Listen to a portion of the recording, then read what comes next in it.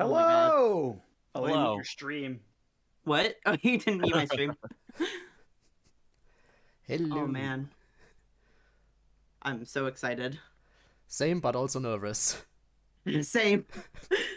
We're I've been all- worrying about this all day. We're all gonna learn things today.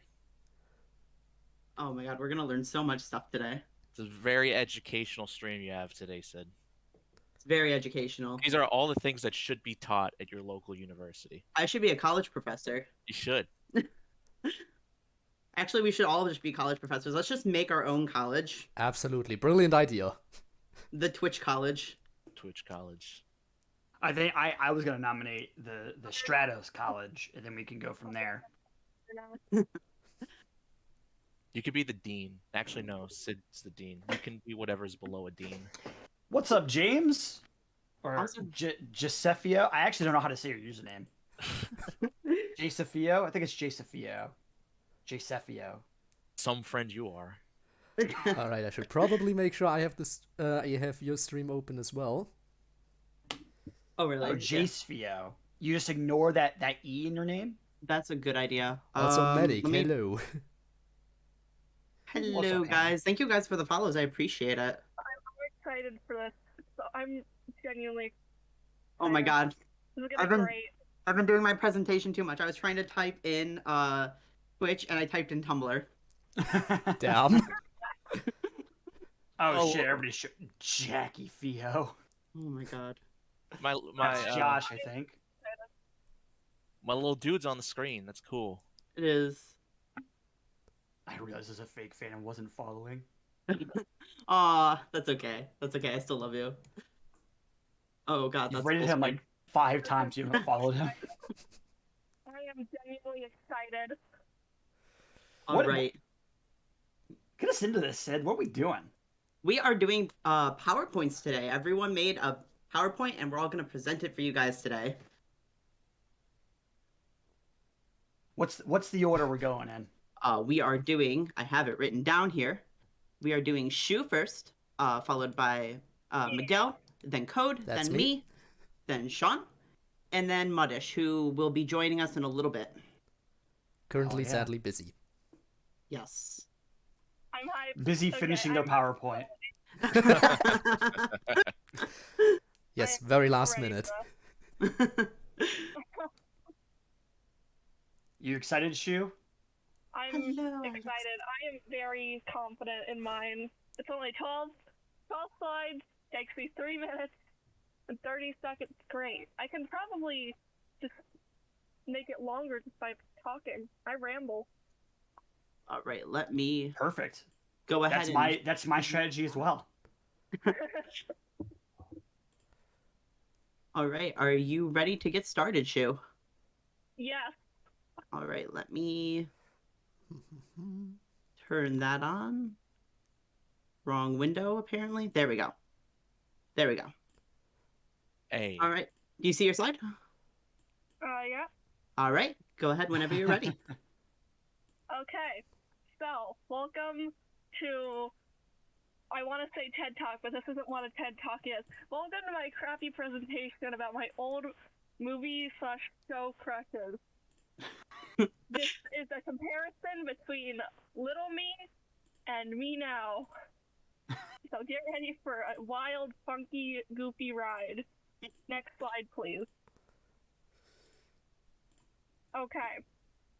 So, this is a disclaimer to the chat. Chat, please bully me about these crushes. It will be funny somehow. Anyways. So, we all know, as children are, they tend to compare themselves to other characters from shows and movies. And oftentimes that leads to those children getting crushes that can never happen. So that's what happened to me. Next slide, please.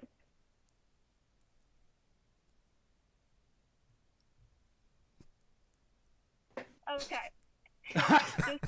This is Jen. See? One sec, everything's going wrong. Oh no. Oh no, no. This is first crush. Okay. This happened when I was 3. because I don't remember anything from when I was 1 to 2. This is like the only one I can remember from age 3. All I can remember as to why I liked this character was she was cool, she was fast, she was from an age-appropriate show I could watch 24/7. She was the first girl crush I've ever had. And this was my Gay Awakening Part 1. It's great. It's goofy. We're in a goofy mood right now. Next slide, please. We're in a goofy mood right now.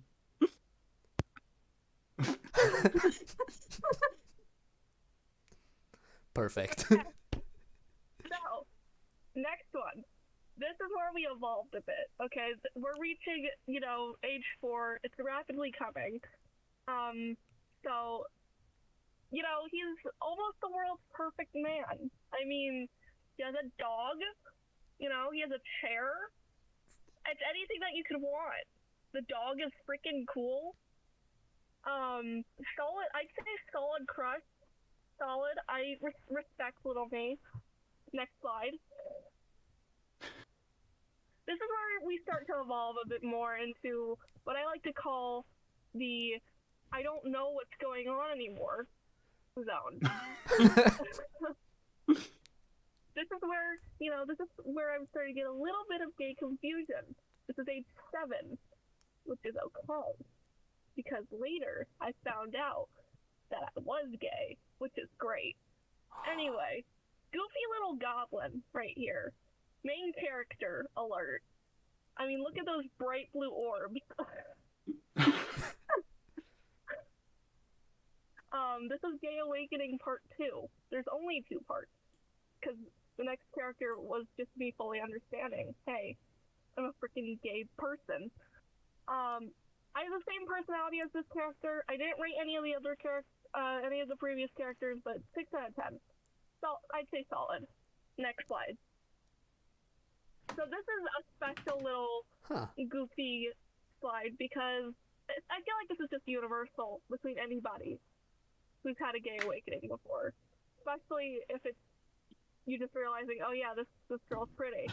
This is Hermione Granger / Emma Watson. I mean, it's universal, I think. I mean, look at Emma Watson, dude. She's pretty. Ma she's Watson. Smart, she's talented. Emma Watson. Dude, I have a cold. Come on, I'm a little bit sick. It's fine. This one's from ages, 8 to 9. I'd say it was a pretty okay crush.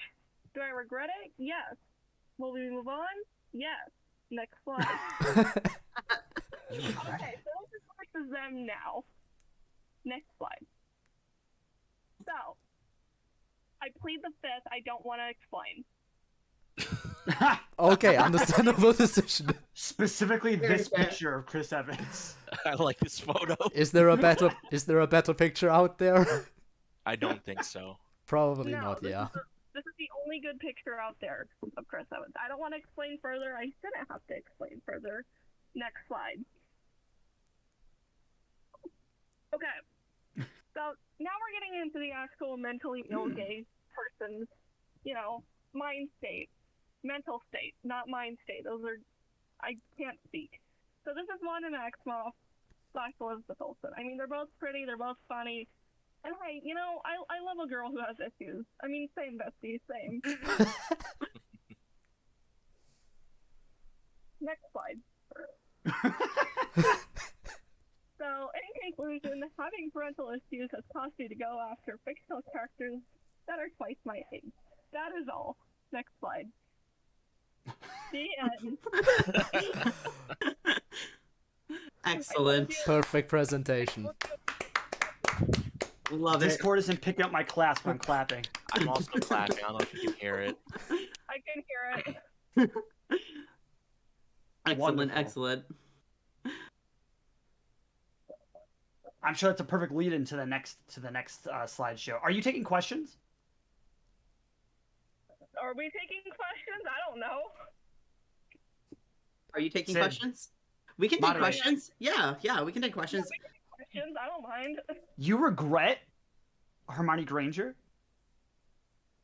Kinda. I mean, kinda. Because You know, I'm on that board with you. She wasn't a gay awakening for me, but I don't regret it. Yeah, I don't know. I think little me just had a little bit of a confusion there. I don't know, man. She was okay. You just wanted her to correct you. Yeah, that's what I'm Wow. dumb. That's the only reason I have my partner with me, dude. It's just for the sake. I know.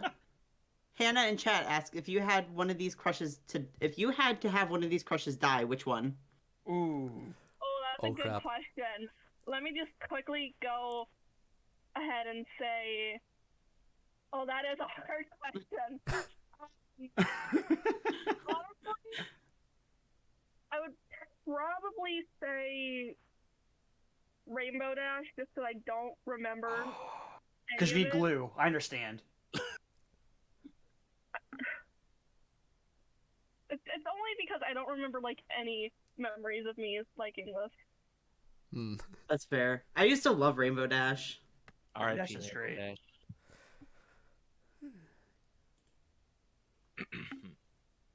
Great. Perfect. All right. Well, Any great other- slideshow. Yeah, that was fun. Crap, why am I having frame drops? Oh no. What's happening? Too much going on the computer. It shouldn't be too much. I'm dumb. Oh no. Well, no one on my end is complaining about them, so I guess it's fine. Okay. Huh. The slideshows were going by too fast. Maybe that was it, yeah. It was that picture of Chris Evans. Probably. Too powerful for the stream. Just crashing everything. Powerful. Too powerful, dude. All right. Do we have any other questions? No. All right. I don't think we do. Cool. Are you ready, Miguel? Yeah, let me share. Hold on. Cool.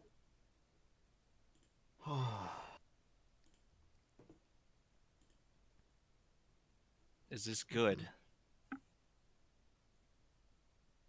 Yes. Oh, I guess I could. Okay, cool. Hello, everybody. Welcome to my PowerPoint presentation here. So, before I get into what this is actually about, I gotta go into some history here with Okay. with me and my my childhood here. So we can start. Let's go. All right. So, one of the things that I remember as a child that I really loved doing is that every Friday, my mom would take my sister and I to Blockbuster. She would let us rent some movies, and then we would go to Little Caesars and get some pizza. I wish Blockbuster is still around. There's Dark time. something really nice about just being able to browse all these movies and going up and down all the different sections of like movie genres and everything and picking out a movie. And then you could also buy individual bags of popcorn at checkout, which is pretty sick. You can't really do that anywhere else, I think. And then Little Caesars, it's at the time, if you wanted a large pizza, it was not hot and ready. It did not cost $5.30. You had to wait some time for them to make the pizza for you, which that's gonna factor in a few slides here. But also a side note: these pictures of Little Caesars that I have are relatively new. It is very difficult to find pictures of what Little Caesars looked like before Hot and Ready's were a thing. I don't know why. It's like the closest thing I could find was a picture of this thing they used to have called like the meter pizza, which is basically like a square pizza but like long. I don't know what that was about. I've never heard of that before. Same. It's really weird. I've never heard of it either. So another kind of memory that's that I really kind of cherish that's also pizza related is right here we got Pizza Hut, and you could be a part of this Book It program where if you read books at school, at your school, and you read a certain number of books, they'd give you a certificate for a free pan pizza. And I I read books fast, so that way I could get the certificates, so I would be able to get the free pizza. And right down here, you can see there's an example of a book. One of the books I read. This is Dracula, but this brand of books here, Great Illustrated Classics, basically took uh, classic books, air quotation mark, and made them suitable for children, I guess. So it's like you get like a few pages of text, and then you get like a big old picture of what's happening. I don't remember anything from this book, but I picked it because I like vampires, and the cover I think is pretty cool. Another side note here thing that you can see is that I remember Pizza Hut tasting better when I was a kid. When I buy it every like few months now to see if like maybe I'll like it this time. I'm never as like satisfied with it as I used to be, though the breadsticks are still crazy delicious. I will only go and get breadsticks from Pizza Hut sometimes. At one of my old jobs, there was a Pizza Hut like a few feet down, and I would go and I would just eat breadsticks on my shift all day, and it was pretty great. Hell yeah. Hell yeah. So the one thing, going back a little bit about Little Caesars and Pizza Hut here, like I said, there was no hot and ready, so you had to wait if you wanted a large pizza. A lot of the times, my mom would just buy us individual slices because you could still do that at Little Caesars. They give you like a little triangle-shaped box, so you can like put a slice in there. But Fridays were special. We get a whole pizza, and we'd have to wait for the pizza. And then also Pizza Hut, you gotta wait for the pizza too. You're sitting down at this very nice lobby here, pictured bottom left. My mom would go to the salad bar and wait for breadsticks. So you needed something to do while you were waiting for your pizza. And something that both of these places had in common is that they both had arcade machines. So the Little Caesars had the Marvel vs. Capcom machine, and then the Pizza Hut had Tekken 3. At the time when I frequently played these, I had no idea how to play video games really. I would just go put my quarter in and then just make the characters move around and do whatever. I'm pretty sure I lost all the time, but it's it was fun regardless. I'm like bright colors, all these things look cool. What's happening on the screen? Pretty sick. And this is where kind of my journey kind of starts in fighting video games. So for the for a while, this is the only way that I play these games. It's just waiting for pizza. And then finally, I get my own system, and we have the Sega Genesis. And I was super excited when I first got this. Over here on the left, it's pretty much my exact setup that I have. So at the top, this is, I know there's different versions of the Sega Genesis. This is the one that I had with the same controller. But then I also got the arcade stick, which is pictured underneath it, which is pretty awesome. It had like all these buttons and stuff where you could control like which ones are active at the moment, which ones are not. There was a speed thing at the very top. I never knew what that thing did, but I would just mess with it. I never really saw any difference in like my gameplay, but I still thought it was sick. Um, and I had 7 games for this system. 4 of them are pictured over here on the right. So top left we have this Power Rangers fighting game. Pretty cool. It used to Oh take me forever to yeah. beat it when I was a kid, but now when I've gone back and played it, it's super easy. We have next to it, we have the X-Men game, which is kind of like a beat 'em up platformer type of game, I would say. Note here, Nightcrawler was my favorite because he could phase through walls, and when he does it, he turns like purple and he makes like a fart noise when he does it. So you would be stuck at a wall, and then suddenly you hit the like the teleport button, and it'd go, and then just like transport you to the other side. And then last 2 games down here, we have these Sonic games. On the left, Sonic and Knuckles, and then Sonic the Hedgehog 3. And the cool thing about this is that the Sonic and Knuckles cartridge, that top part actually flips open, and you can put a Sonic game on top of that cartridge. And I believe what it does is it puts Knuckles in the game that you're playing. So I believe you could have Knuckles and Sonic through any other Sega Genesis game. Unfortunately, I lost the. I still have all of these except the Sonic and Knuckles one. I don't know where that one's at. Possibly like the coolest one I lost, and then also with the arcade stick, I've lost the arcade stick. I have no idea where it's at. I don't know if it got Rip. tossed out or if it's like in my shed. I might try and look for it and see if I can find it. But there's still 3 games I haven't talked about.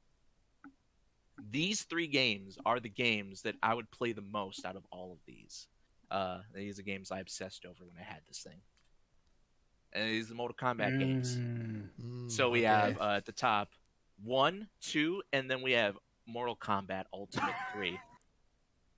I did have 3 as well, but Ultimate 3 is just a better version. So why play that one when you got the better one, right? And then Ultimate 3 is my favorite one. We got screenshots of the game down here. We have Scorpion fighting Reptile in this really cool stage here. One of the cool things about the stage is like this one. If you would uppercut people in certain stages, it like blasts them through the ceiling, and then suddenly you're in another stage. And something that I didn't realize actually, in the right side, if you get uppercut in this bottom lava stage, you end up in the stage that's next to it. And I completely did that by accident. And then we have Sector here, about to grind up Ermac into bits with his fatality. And then next we have Nightwolf here, which is the character I played when I always played that game. He's pretty cool. He's got a fiery axe that like has green stuff on it. I presume it's like ghost energy. And at the same time, I really got into the movie, which is still awesome. Oh yeah. Still a great Yeah. movie. We have some screenshots here from the movie. This cool scene with Sub-Zero and Liu Kang. This is my header on Twitter for the longest time. And then we have Kano about to have his life ended by Sonya's thighs. And then another thing here, the soundtrack is amazing. If you like electronic EDM industrial music, I recommend you go listen to it. It's great. I will still listen to it in the car sometimes when I hype myself up.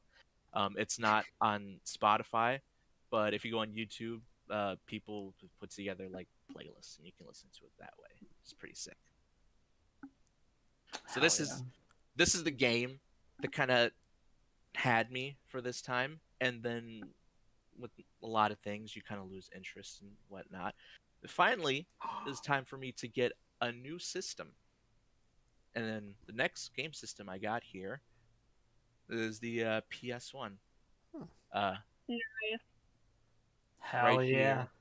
So one of my favorite things, I don't tend to feel nostalgia a lot of the times, but in the left here we have the main screen for when you play any PS1 games, and then the sound of this, it's like totally like brings me back every time I like play one of these games. It's great.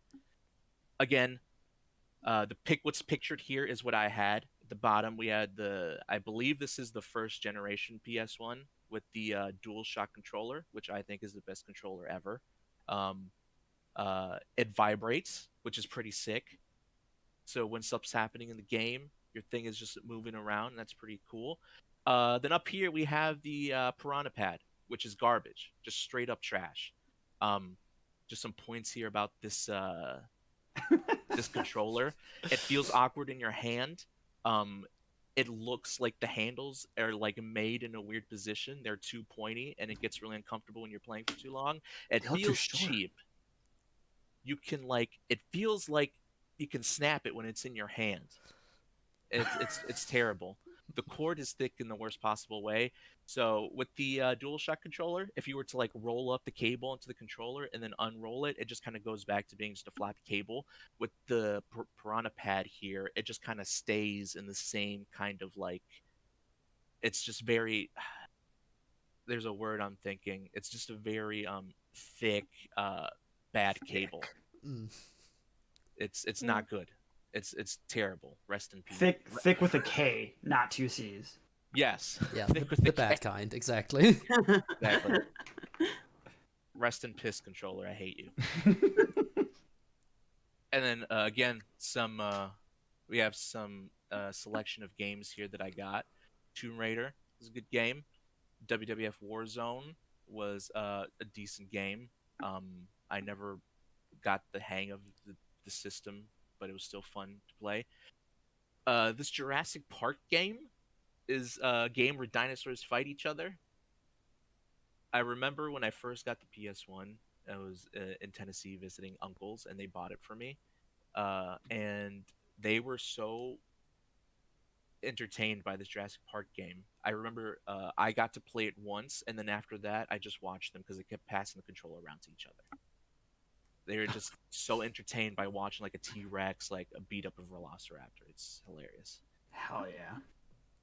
Pretty sweet. And then we have these Spec Ops games, which are trash. I hear that Spec Ops The Line game is good, but these PS1, I have like 5 of these Spec Ops games, and they're all bad. I don't know why they kept buying them for me. I wish I had like vocalized that I did not like them so I'd get better games. But you know, that's your life. And then with the PS1 came 2 games in particular that that I really loved. Yes, Sean, you got it. And then Tekken's the first one, and here I want to show you Oh, the intro to the game. Because I remember when I first popped this game in and I saw this intro, it got me so hyped to play the game. So I hope it's not too loud. I'm gonna kind of put the volume halfway. Well, destroy my ears. let's Yeah, go. so we're gonna experience this together.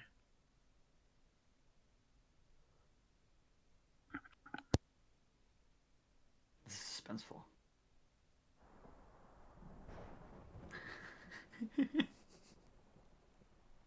I know that cliff.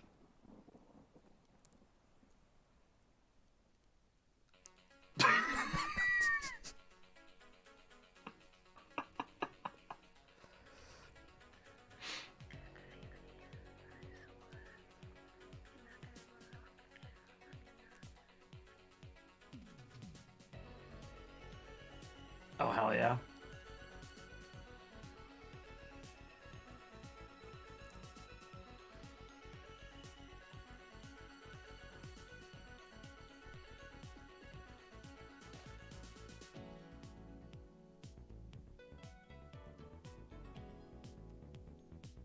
Oh, the hair.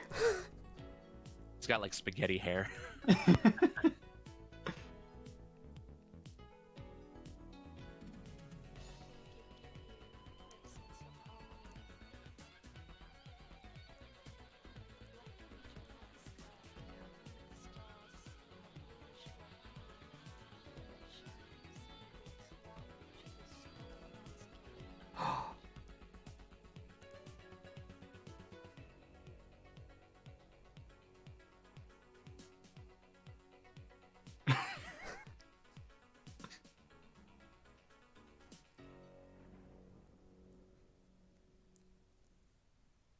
Damn, that was 2 minutes? That didn't feel like 2 minutes at all. Oh, wow. Hell yeah.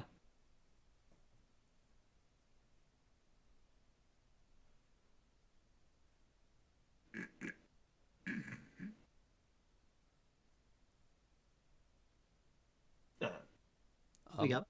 Yeah, Miguel, where'd you go? Hello? Did you mute yourself by accident or something? I did mute myself. I'm just sitting here. And Miguel was like, I thought you were like breaking down in tears or something. Like, you're like, oh man, the nostalgia. I was actually crying. I didn't want anyone to hear me.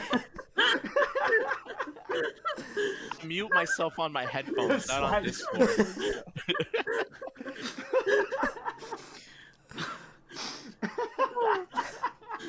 It always gets me. Alright, I'm Miguel, not gonna. do you show the Kazuya face?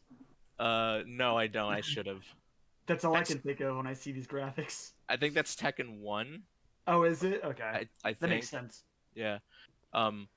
So this is one of the 2 games I played the most on this thing.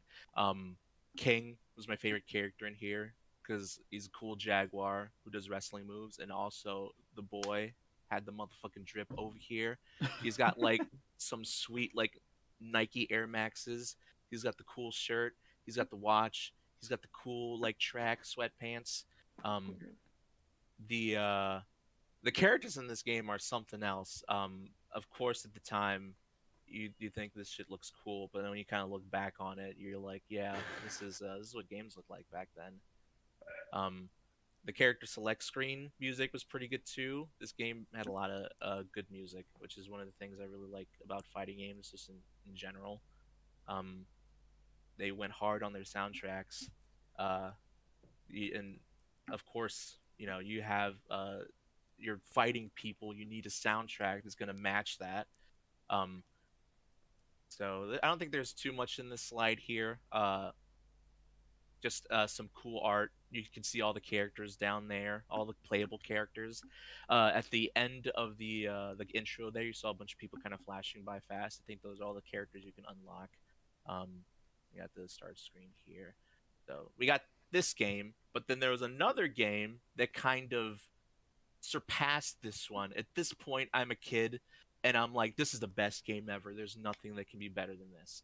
And then something else comes up, and like my mind is blown, and I'm like, what? This is impossible. The video games. I looked at this video game, and I thought video games cannot get any better than this. This is like the pinnacle. These graphics, everything about this is perfect. But then I got another game, and then we're gonna watch the intro for this one as well. Hell yeah. This is Street Fighter Alpha 3.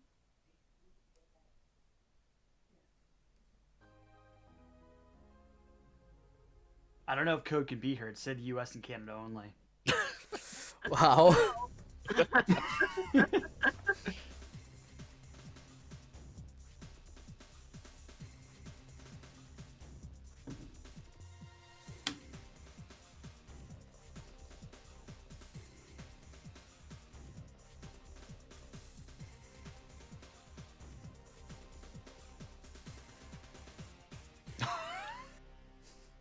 Street Fighter Alpha 3. Straight to the point. I mean, Straight Did to that the say? point. Did that say brave or grave? I think it might have. Because you Pretty either intense. fight or you die, and that's the thing. So Street Fighter Alpha 3, also called Street Fighter Zero 3 in Japan. Um, this game's art style, I think, is by far my favorite in any game that I've ever played. I think the sprites in this game look awesome. Uh, a lot of the characters in this game are like my. This is how I prefer them to look. This is like, I think, chef's kiss top quality. The stages are also amazing. You can see on some of them back here, super detailed and super cool. Um, we have another cool thing we have is the win quotes that you get at the end. Over here, it's like a continue screen, and we have Karen over here, Corin, uh, making fun of you, wanting you to put another quarter into the machine, so that way she can beat you again and take your money. Um, and then again, the roster, pretty sick. Um, you have classic Street Fighter characters, but then you got like some new people, like Rose, and then you have people from other games too, Cody, and then I think Nash is his name, Guy from other Capcom fighting games. But this game really, what it contributed the most, besides my love for these types of games, is it gave me a character that I could latch on uh, for the rest of my life, basically. And the the Alpha or the Zero series of games, which is three in this whole like Street Fighter thing, introduced her. She was a new character in these games, and if you can look at my profile picture on Discord right now, I don't think Mhm. it's any secret that it's Sakura, who is my fave here. Um, as a kid, I loved her character design. I always thought it was so cool. Uh, she's in high school when this game takes place, but I just like the idea of her loving fighting so much that she just goes to school wearing like this headband and just always has her gloves with her, ready to beat somebody up. Um, her moves are pretty sick. Uh, People like I guess to kind of diss her, just kind of say she's a female Ryu, which she does share similar moves. But what I like is that they incorporate that into some of her other moves. Like so Sakura is not a classically trained martial artist. She is obsessed with Ryu and watched videotapes of him and learned how to fight his style just by watching him and practicing. Damn. Which, Oh, with how strong she is pretty impressive. And one of the things I like is that one of her specials in this move is a tornado kick, just like Ryu. But because she can't get it down right, it's actually like a crouching tornado kick, but it does just as much damage as like the tornado kick does, which I think is pretty sick. And you got her over here posing with their favorite person in the world, and I can just identify somebody uh who has an obsession over somebody and they like want to be like them and stuff. um she she's one of those characters where you look at her and then you're just like, wow, she's just like me, just obsessed over someone and just excited about life.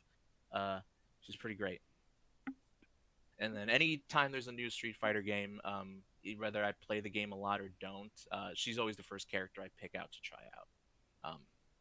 She's awesome, and I love her so much, and I hope she's in every game going forward. So this is where this part of the PowerPoint ends. So you kind of know my history here with it. At this point, I don't really play many fighting games just because I get an Xbox and then I get PS3, and then when I got the Xbox, I got Halo with the game with the thing, and that I pretty much just always just played Halo. And in the PS3, I got some fighting games, but I kind of dipped off of it for a little bit, and then it's not until super recent that I start to pick back up in it. I got a new PC. I can play newer games now, so I can play games I missed out on. But the one thing I wanted to do is get back into playing fighting games, and I think everyone should have a chance to play at least one of these games. I feel like it's diverse enough where you can find something that fits you. And so I'm going to tell you how I got back into playing them, and it can kind of serve as a method if you want to go and try out something. So I believe the first thing we have to do is we have to pick a game that we like. I believe the next slide is going to be that. Yeah, so the newest game that I have chosen to kind of learn and do is Guilty Gear Strive, which Guilty Gear at this point is an old franchise. I believe they have games that go back to the 90s. Um, I first started playing Tekken 7 because at the time it was on sale. I didn't really have too much money to spend. And so I played that for a little bit. And then the one hard thing about Tekken, especially if you play online, is that people who are obsessed over this game have been playing since Tekken 2 and Tekken 3, and the moves do not change. So, can you imagine someone who's been playing this game since the 90s has that much time to be that good at it now if they've committed themselves? So, I would go online. I get bodied all the time. I still had fun, but I got a little frustrating. And also, the uh, the fighting, the game kind of style and things, um, it just didn't really mesh with me. It's more of a grounded game, and I like jumping around and stuff. Uh, so we have Guilty Gear Strive here. I think the game just looks amazing. Um, it has like all these cool looking characters. The music is amazing. You have sick moves that you could do, and also this game has rollback netcode, which to kind of just explain it really quickly, when you're playing online, if you're just like Tekken 7, if you're playing with somebody and they have bad connection, it lags really bad. So then the game gets slow and everything. Rollback netcode kind of predicts the move, so that way it doesn't slow the game down too much, and you still kind of had a smooth experience playing it. Um, I can't tell you how many times I was playing Tekken 7 and then like the game slows down, and then that just causes me to lose. At least with Guilty Gear, I've never experienced anything like that before. It always seems really smooth to me, and it's a great game. Uh, if you're gonna go and pick one, I would suggest this one. This one's pretty cool. It doesn't have too many of course, with every fighting game, you have characters that are super complex to learn, but then this game also has a lot of like simple characters that you can learn. Um, there aren't too many moves to master. Once you learn like 2 or 3 good moves, I think that should be enough to carry you, and then you can just kind of learn from there. So, next thing, once you have a game picked out, you got to figure out how you're going to play it, and by that I mean what you're going to use to play it. So you have so many options when it comes to playing fighting games. You have the arcade stick, which is I think the coolest way to play. Um, you don't really have to play that way. The thing that I can say about something like this is play with what you're comfortable with. Um, I bought an arcade stick because I wanted to learn how to play it. If I was immediately going to go out and go to tournaments and try and win money doing this, I would play on just a regular controller because that's what I'm used to. But I'm not doing that, so I have time to learn how to do it because I like the idea of having an arcade stick, which we'll get to in a little bit.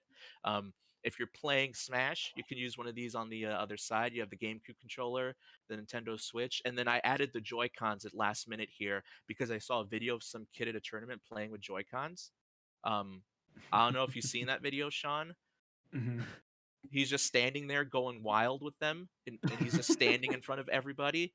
It was really sick, and I wish people played like that more often because I think it's more entertaining. There's also a thing of playing Kazuya with one joystick is Really? apparently really good. Yeah.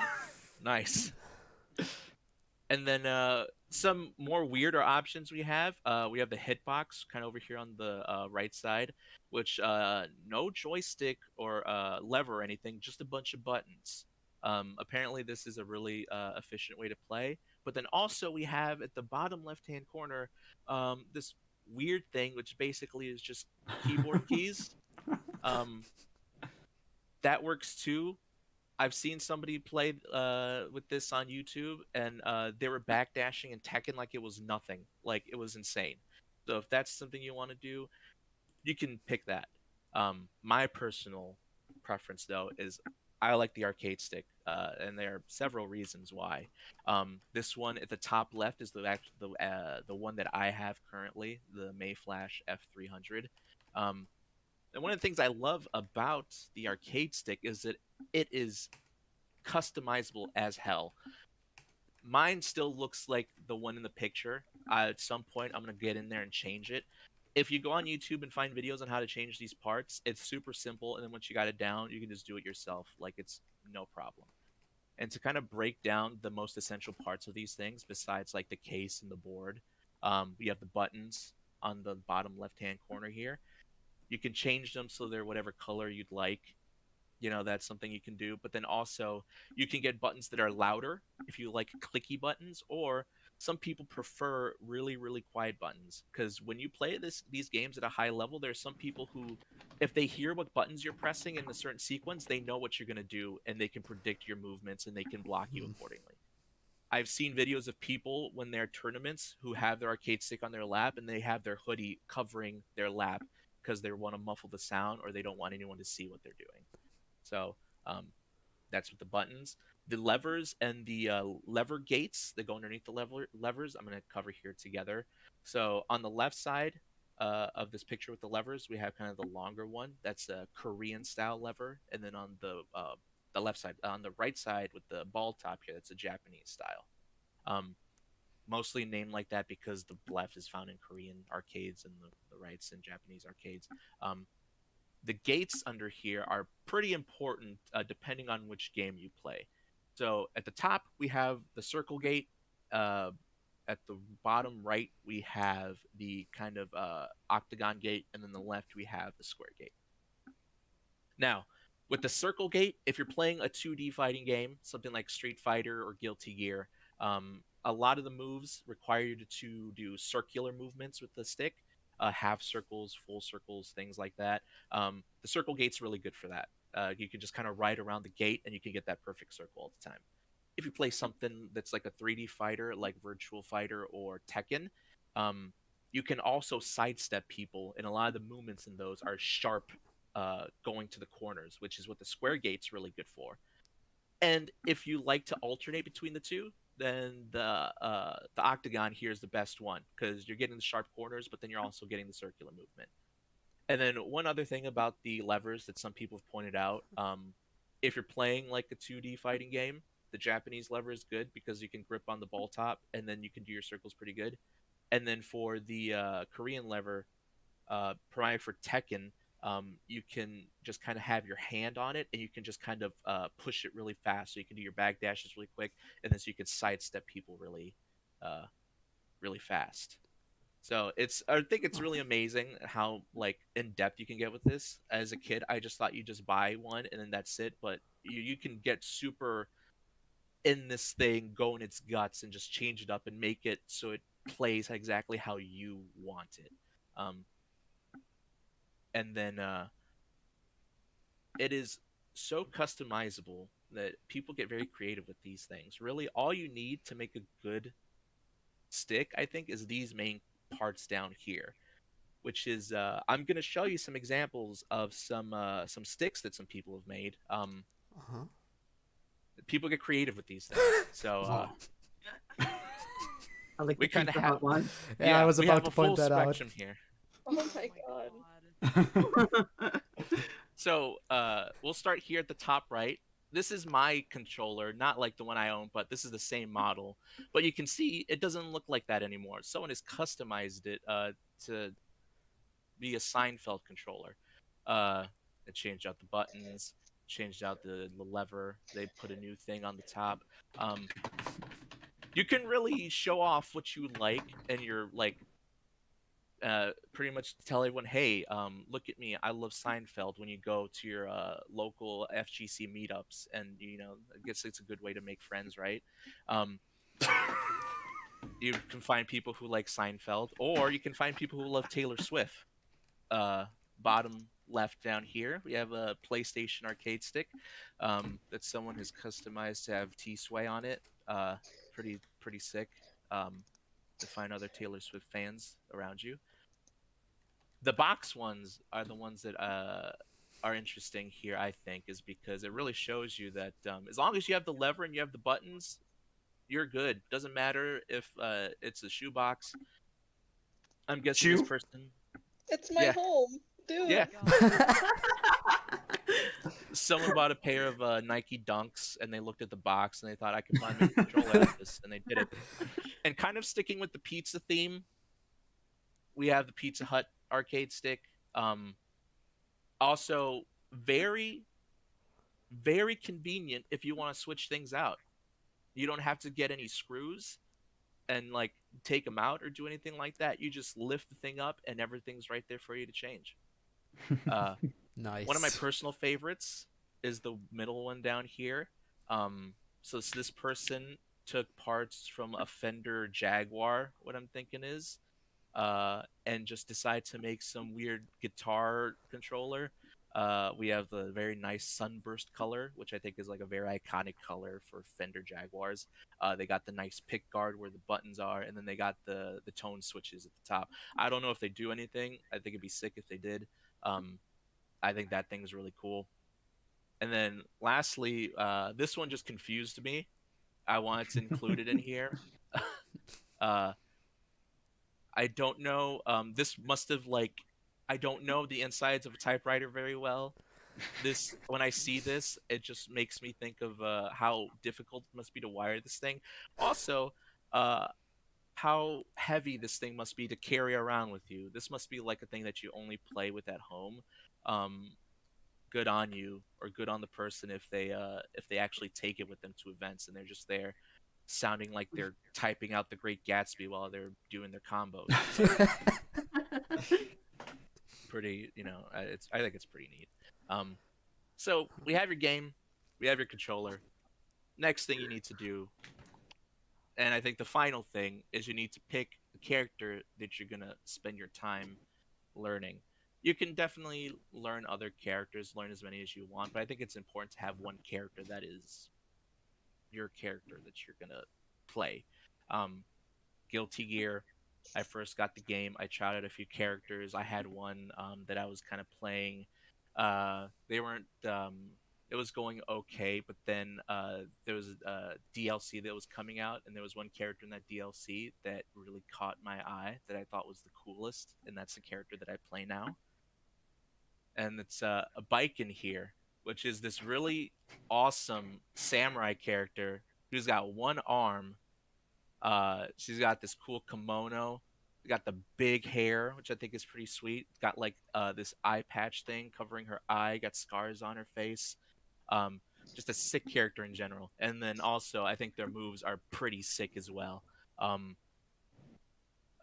again, I one of the characters I tried learning was in the middle slide down here. We have this person getting grabbed by Biken, Happy Chaos, the character that uses a gun.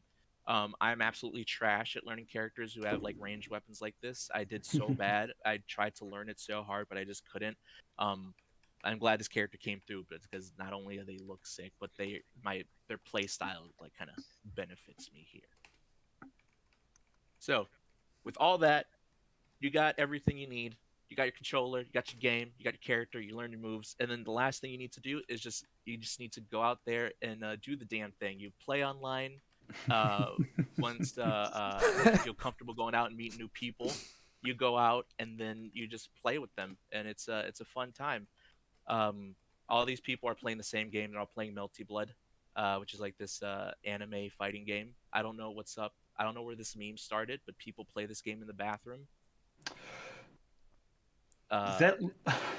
One of these is not like the others, and it makes me worried about what that basement's used for. Oh yeah, that basement. I forget where this is. This is somewhere in Europe, I think. But it's got they the don't same have spirit, they don't I have think. bathrooms in Europe, Very right? Code. concerned. Yeah, no bathrooms at all. Nowhere. But yeah, it's like I love these games. You go out there, try one. I don't think it. Find whichever one you think you'd like. They can be very expensive, like games are. So I'm not gonna say pirate or anything, but if you look up Fightcade and you look up what that is, that's a good way to play these games and older games too. While I was doing this, I found my copy of Street Fighter Alpha 3, and my PS3 still works, and thank the Lord that thing is backwards compatible, so I might play that at some point in the next week or so. But yeah, that's pretty much it. I wonder if I should play a game because I was planning on it. I think your presentation went a little over. You think it went a little over? Okay, I think clocked so. myself at like 40 minutes. How long did I go for? I don't know. I think it was about 40 minutes. It was about 40 minutes. Might be Okay. accurate, yeah. Yeah. All right. Thank you. Yay. Is Thank my you. clap going through? I can't. Yes. Yay. One thing I'll say I learned from your presentation, if not anything else, is that I never realized that King wore dad shoes in Tekken. Those are not dad shoes, my dude. They're dad shoes. No, they are not. You Yes, just have they no are. style. That's what it is. I hate to break it to an entire community, but Air Force Jordans are dad shoes. Just to put that out there. You're right. You're right. You don't need to apologize. You're right. All right. All right. Do we have any questions? Any questions? Any questions from the chat? Oh no. All right. I closed up my Seeing window. I'm just seeing overwhelming claps, so I think we're fine. Yeah. Yeah. That's the question. Is I think you clapping. did a good job explaining everything. Oh, Thank you. There's a lot of stuff that I didn't want to over-explain, but like some of the stuff I'm like, Yeah. The question Miguel posed by James is: if you had to kill one of your games from existence, which would it be? which would it be? Yeah. What fighting game between all Oh. those? Mortal Kombat 1, probably. Actually, no. Mortal Kombat 2. I'm not gonna take this. You have to destroy an entire franchise. Oh, entire franchise? Yeah, I'm gonna make this hard on you. I'll do Tekken. Tekken, really? Okay. Yeah, because I love Guilty Gear, and Street Fighter is great. But I was thinking Mortal Kombat, but I think Mortal Kombat, if anyone's gonna go play a game, that's probably the best one to start off with, because I think that game is so much, especially the newer ones, it's so much fun to play with a group of friends. Because I remember that Sean and I played at a friend's house, and it was when I think, was it 10 or was it 9 that came out? But it was the one that had the It was 9. was it 9? The one it just Yeah. it came out with a thing where if you punch somebody, it would do the X-rays to show you how you were like getting them. think I it was remember, 9. yeah, I remember every time somebody hit that, we got hype. We got so hyped, and it was like a fun time. Somebody got mad, obviously. I won't say who, but Sean knows who got mad. Yeah, they got mad because they actually took the game seriously. So when they lost people who were mashing, they got upset. Yeah. Which is fair. Yeah, and you can win these games if you mash. You know, Especially Mortal Kombat. Yeah, I had a friend who I invited over from high school. I was like, "Hey, come play this game with me." And we were playing Alpha 3 actually. She picked Ryu, and then after like messing around with the controls for like a minute, she immediately learned how to do like Fireball and started just like spamming it on me. But she had a good time, and that's all that matters. Have a good time when playing. Hell yeah. Yeah. Most important thing. Most important Alright. thing. So next up, we have Code. That would be me. Hang on just 1 second. I quickly gotta change. Get everything set up here. Sounds good. Code is going to recite the Iliad for us. Oh God! Oh shit! Whoa! Oh, that's so cool. Uh-oh. There we go. All right, Oh let me... gosh. Hang on, where do I have it? There it is. Now I just gotta quickly send that over. What we got? Share. Where do we have it? There it is. You're scaring the chat, Code. Am I? Oh hell yeah! As I should be. Oh, All this is right. sick. So, this is gonna be my quick presentation here about Danganronpa, which is a franchise I very much adore. In fact, I recently started playing one of the Danganronpa games on my channel, but it's a spin-off. The thing is that a lot of people apparently have little to no idea what these characters are even about and everything, which is one of the reasons why I thought, hey, this would be a good thing to jump into. So, here we go. What I will be talking about today is, first of all, the premise of the original game series, then the order in which the game / anime / everything takes place, the overall world and story, characters, of course, and I'll talk a little bit about the future of the franchise.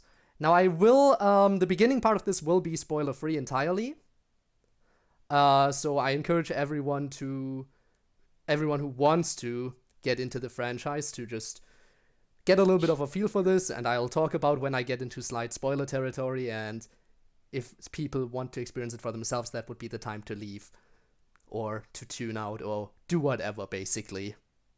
So, yeah, with that being said, let's get to it. So, first of all, the premise of this franchise, you basically have a bunch of people with very specific talents, in which they are the very best in the world. So you have, for example, you are the world's best poet or something. That would basically make you the ultimate poet, which would be then your official title. The thing is, there is this, and these talented people are basically all high schoolers. That's the thing. The very best at whatever they do, every single one of them is a high schooler. Don't ask how that works, it's just how it is. And these talented individuals are trapped in a closed environment, and basically, the rules that are put on them are, if you want to leave this environment, you have to kill someone, anyone else among the group, and you have to get away with murder. So basically, if you kill someone but people find out, didn't work. And it's not just that you don't get to leave, because that's the whole thing about the class trials. So a class trial is basically where every one of the surviving students gets together, and they all debate on who they think is responsible for the most recent murder. And if they find out who did it, then the murderer is executed, and everyone else continues their school life until another killing happens. But if they don't find out who did it, then the one who killed someone will get to leave as per the agreement, but all the other surviving students get executed. So basically it's one of those only one can survive kind of deals. Your typical battle royale, but with more mystery. And beyond all that, there's also always an underlying mystery that you get closer to solving as the game progresses. Which, again, that is potential spoiler territory when we get into that, but for right now, that's basically the basic premise of the games. So here we go, the order. This is where it sometimes gets a bit complicated, because a lot of people are unsure of how this stuff works, especially when it comes to the anime. So, Starting with Danganronpa 1, the original game. Now, this game also did receive an anime adaptation, but one thing I can tell you about that is it's just bad. I mean, it's not bad as a standalone anime, but compared to the game, it's bad. They cut a lot of stuff out, a lot of missing content as to be expected if you shorten a massive game into like 10 episodes of anime. Plus, they didn't even get the same voice actors from the games, so it's a little bit stupid. And I made the mistake when I started of starting with the anime, because a friend of mine just recommended the anime to me without context. Horrible mistake, and I encourage everyone who's interested in the franchise to start with the first game. Naturally, after the first game comes the second game, so far. Makes sense. And this is where people get confused, because a lot of people think that after the second one, you immediately jump into V3. But that's not how this works. V3 is much later on in the franchise. But the reason people think that is because 1, 2, and V3 are usually packed together in like bundles, because those are the 3 main killing games that share the premise I talked about earlier. But there's a lot of plot that happens in between them, which is, for one, Ultra Despair Girls, which takes a whole different approach. It's basically exploring you're not even in a closed environment, you only have 2 characters that really are your protagonists. It's a lot different from the main series, which is why a lot of people are unsure about whether or not they should even play it, but it is still very much canon and relevant.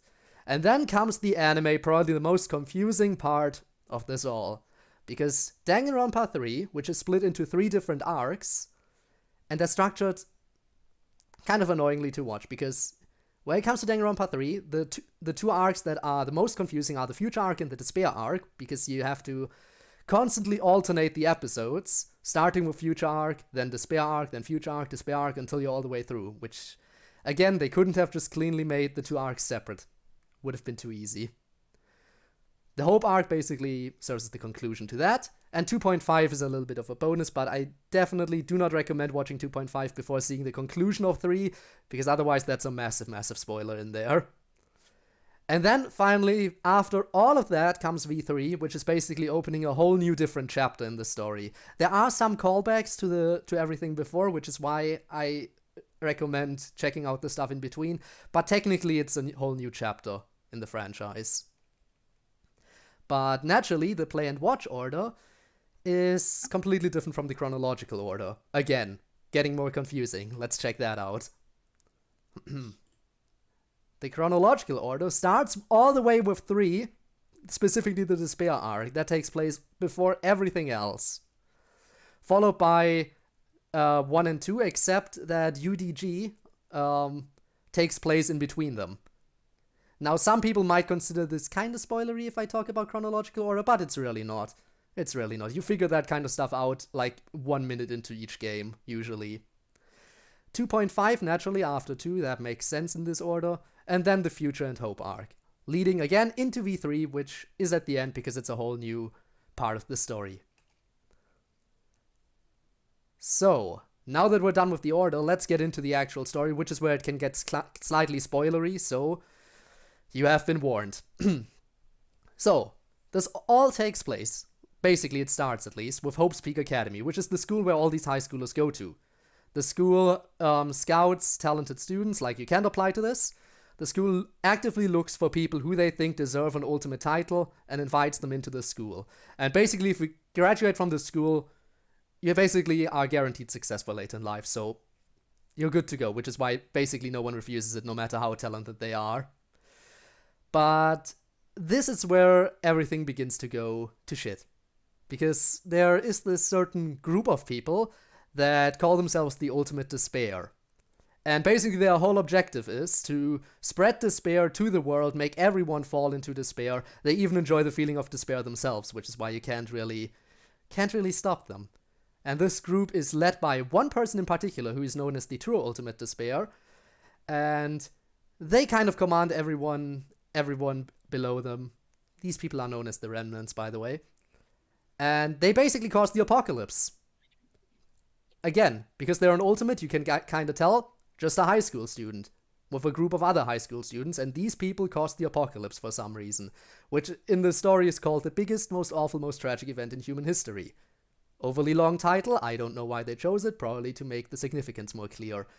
And this big event starts basically with a mass suicide. So this academy, Hope's Peak Academy, has a reserve department as well. In this reserve department, you have basically regular students who are no ultimates, they have no title, they just go to the school because of the school's name, because everyone's familiar with the school's name and its popularity. So, they go to this school, into the reserve department, and this reserve department is extremely expensive and basically only exists to provide Hope's Peak with enough revenue to keep going. That's all it's there for. Not only is the tuition expensive, just the exam fees, everything. So you have to be basically rich if you want to get accepted into the reserve department. And every single student of the reserve department, with only one exception, all committed mass suicide one day. Because of the ultimate despair. Which, gotta say, tragic but impressive. And this whole thing then leads to, as I said, basically it spirals out of control, causing the apocalypse. More and more people fall to despair. The entire world basically complete anarchy. But among this anarchy, the Future Foundation shows up, which is a group of former graduates of Hope's Peak Academy that basically decide, you know what, we gotta get this under control, we gotta get the world back into working order. And so they try to do that. In the meantime, you have where the first game takes place. You have a group of students locked into Hope's Peak Academy, which has been transformed into a shelter. Which is, sadly, where the killing games begin. For the first time. You see, these students kind of, yeah, they're safe in the building, but one thing that they didn't plan for was the fact that not only was one of the Ultimate Despairs also in the building, but it was the leader of the group, the true Ultimate Despair. And they kind of were like, hey, you know what would be fun? If I turned this shelter into a cage and forced these symbols of hope that everyone in the world clings onto as their last remaining hope in the apocalypse, if I forced them to kill each other, and broadcasted that to the entire world. So they did that. They erased everyone's memories, so they didn't know each other anymore, didn't know the apocalypse was going on outside, and basically were like, hey, you are locked in the school, kill each other if you want to get out.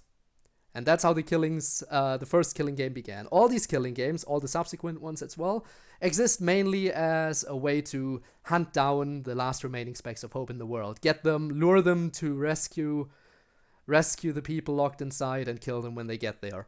As well as, you know, just make people fall to despair just by seeing the symbols of hope killing each other. But, in the end, all of that got resolved. So the survivors from the first killing game, the handful of survivors that there were able to make it out. They joined up with the Future Foundation. They were able to find the main remnants of despair and help them out to recover. And the world slowly but surely recovers. The problem is that then the anime takes place, where basically the Future Foundation itself is forced into a killing game. But even that is resolved in the end, and the former remnants of despair, which have been basically cured, you fight someone using brainwashing by using brainwashing yourself, basically, because those remnants of despair were formerly also students at the academy. So they get, quote-unquote, cured of despair, and they basically take the entire responsibility for everything on themselves, go on the run, and allow the world to basically recover. And after all that, you got V3.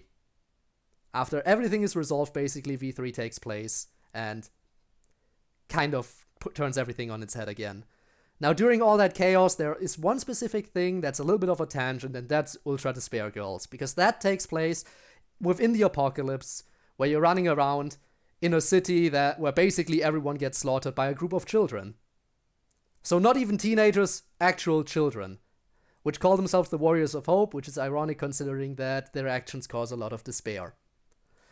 But beyond that, that is basically the world and story of Danganronpa. Which means now it's time to get into the characters. I will keep this brief because there are a lot of important characters, and I'm gonna have to speedrun through this a little bit now. So I'm gonna talk just briefly about each of them. The cards are gonna have their names, biological sex, their title, and possible nicknames that they have listed. And then I'll go a little bit into trivia wherever that is possible. Now then, let's get started.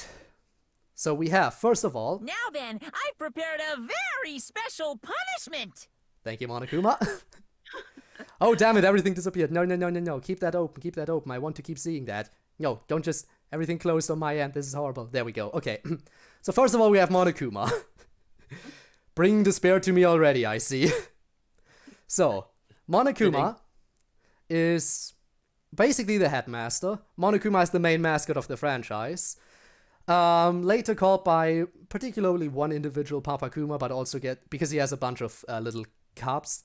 But Papakuma is the only thing that could be considered a nickname. I personally really like the nickname Winnie the Piece of Shit, which was given to him by a particularly vulgar cast member, which we'll get to later. And yeah, basically the mascot and the one imposing all the rules upon everyone. Monokuma is a advanced robot, super advanced robot, including a lot of features which allow it to basically self-destruct and do a whole bunch of other stuff as well. So, yeah, and basically very mean. Also provides motives for everyone to kill each other in addition to getting out, just in case the original motive of getting out wasn't enough. But now let's move on to some characters that I do not care for, but that are still kind of important, which are... I'd make them choke on the haterade! Kurokuma. The most annoying character in my opinion. Kurokuma serves as an advisor to the Warriors of Hope in UDG, and even the Warriors of Hope consider him to be incredibly annoying. The only reason why Kurokuma is kind of important is because he houses one half of a very dangerous AI. And this AI is alter ego Junko, which we'll get into a little bit later. The other half of this AI, on the other hand, is housed by... Thank you for saving everyone! Shirokuma. Basically the exact opposite of Kurokuma at first glance. This little robot helps the surviving people to find shelter and everything, but secretly works as a spy to supply the Warriors of Hope with information to hunt down survivors, which is something that, yeah, doesn't really get found out until the very final boss of UDG. But very annoying, and when these two are both destroyed in the end and there are two halves of the AI get brought together, that causes a little bit of problem in the long run. Now let's get into Monokuma's cubs, which are very forgettable characters, so I'll get through them very, very quickly. So, the Monocubs. Love. Scratch that, we're not on the Monocubs yet, I'm an idiot. We have Wisami/Monami, another antithesis to Monokuma. Basically trying to support the students, trying to make sure they hang on to hope, don't give in to despair, but very insignificant compared to Monokuma, and basically fails at everything they do, which is why they are pretty forgettable and why I forgot to even mention them. I've already forgotten what we're even talking about. Me too, Monotaro. This is the Monocubs. Now, the Monocubs are basically just some extra mascots, 5 of them, that are meant to liven things up a little bit more. They're Monokuma's cubs, but they're really not interesting. They have a few distinguishing traits, like Monotaro, for example, who's incredibly forgetful and has, I guess, one slightly interesting plotline later, but it's not really all that impressive. The hell you saying? Then we have Monosuke. Again, not really impressive. Constantly thinks of marketing opportunities to sell merchandise related to Danganronpa, which I guess kind of meta at some point, but beyond that, nothing interesting. Daddy, your tongue feels amazing! Not going into that quote. Monophony is kind of similar to Usami/Monami in a lot of ways, because she also is not very fond of the whole killing thing going on. She hates gore, but she still supports the killing game for some reason. Then we have... Get a rock-hard rager! Monokid, the most aggressive of the Monocubs, and an active bully. Again, not much more to say about this character, so we're moving on to... We are all friends. Monodam. Now this is, out of all the Monocubs, probably the most interesting one. Monodam is always being bullied by Monokid, but always wants everyone to get along, including the students who they're actually trying to get to kill each other. So even though they're trying to get the students to kill each other, Monodam kind of works a little bit against that, and even starts a rebellion against Monokuma at some point, which really doesn't work out in the long run. So yeah, that's the Monocubs. Now let's get into the actual characters. About time, isn't it? Don't lose hope now! So we have the main character of the first game, Makoto Naegi. So Makoto starts joining the academy as the ultimate lucky student. Now this basically means he was not picked because the academy actively sought him out, but because, well, he got chosen by a lottery to attend.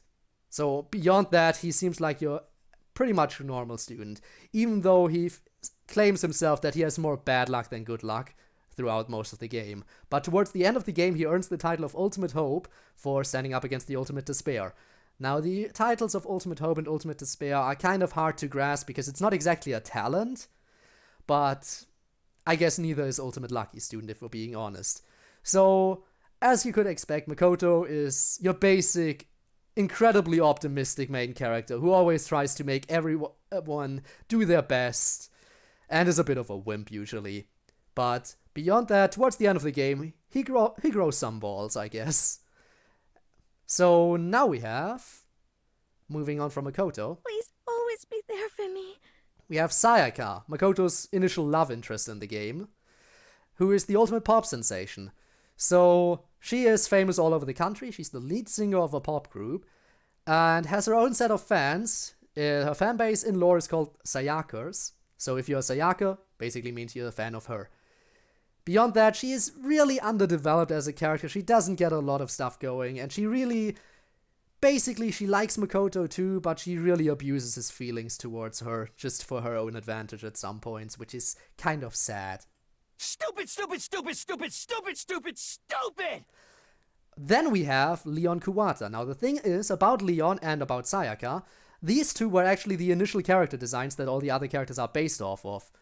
So, interesting little tidbit, which is, again, this is kind of a massive spoiler, so if you don't want to hear this, cover your ears for just a second.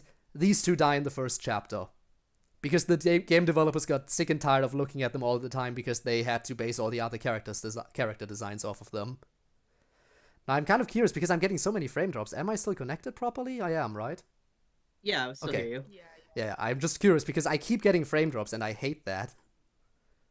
Okay, but yeah, Leon, also known as 11037 because of a stupid thing that happened in the game, because people can't figure out that Leon written upside down. They couldn't figure out that Leon's name was written upside down at one point, and they just thought, hey, that says 11037, I wonder what that could mean. I mean, makes perfect sense to me. I mean, technically they are Japanese, so it makes sense that they wouldn't understand, but still. For everyone playing the game for the first time, everyone's pulling out their hair like, why can't you read his name? But in lore, kind of makes sense. Moving on to the next character, Pardonnez-moi. which is Celestia Ludenburg, which is actually a fake name. Her real name is Taiko Yasuhiro. Now, she keeps the secret throughout most of it because she kind of indulges in her own little fantasy. She wants to one day own a European castle and gather a bunch of handsome men to dress up as vampires and serve her every need.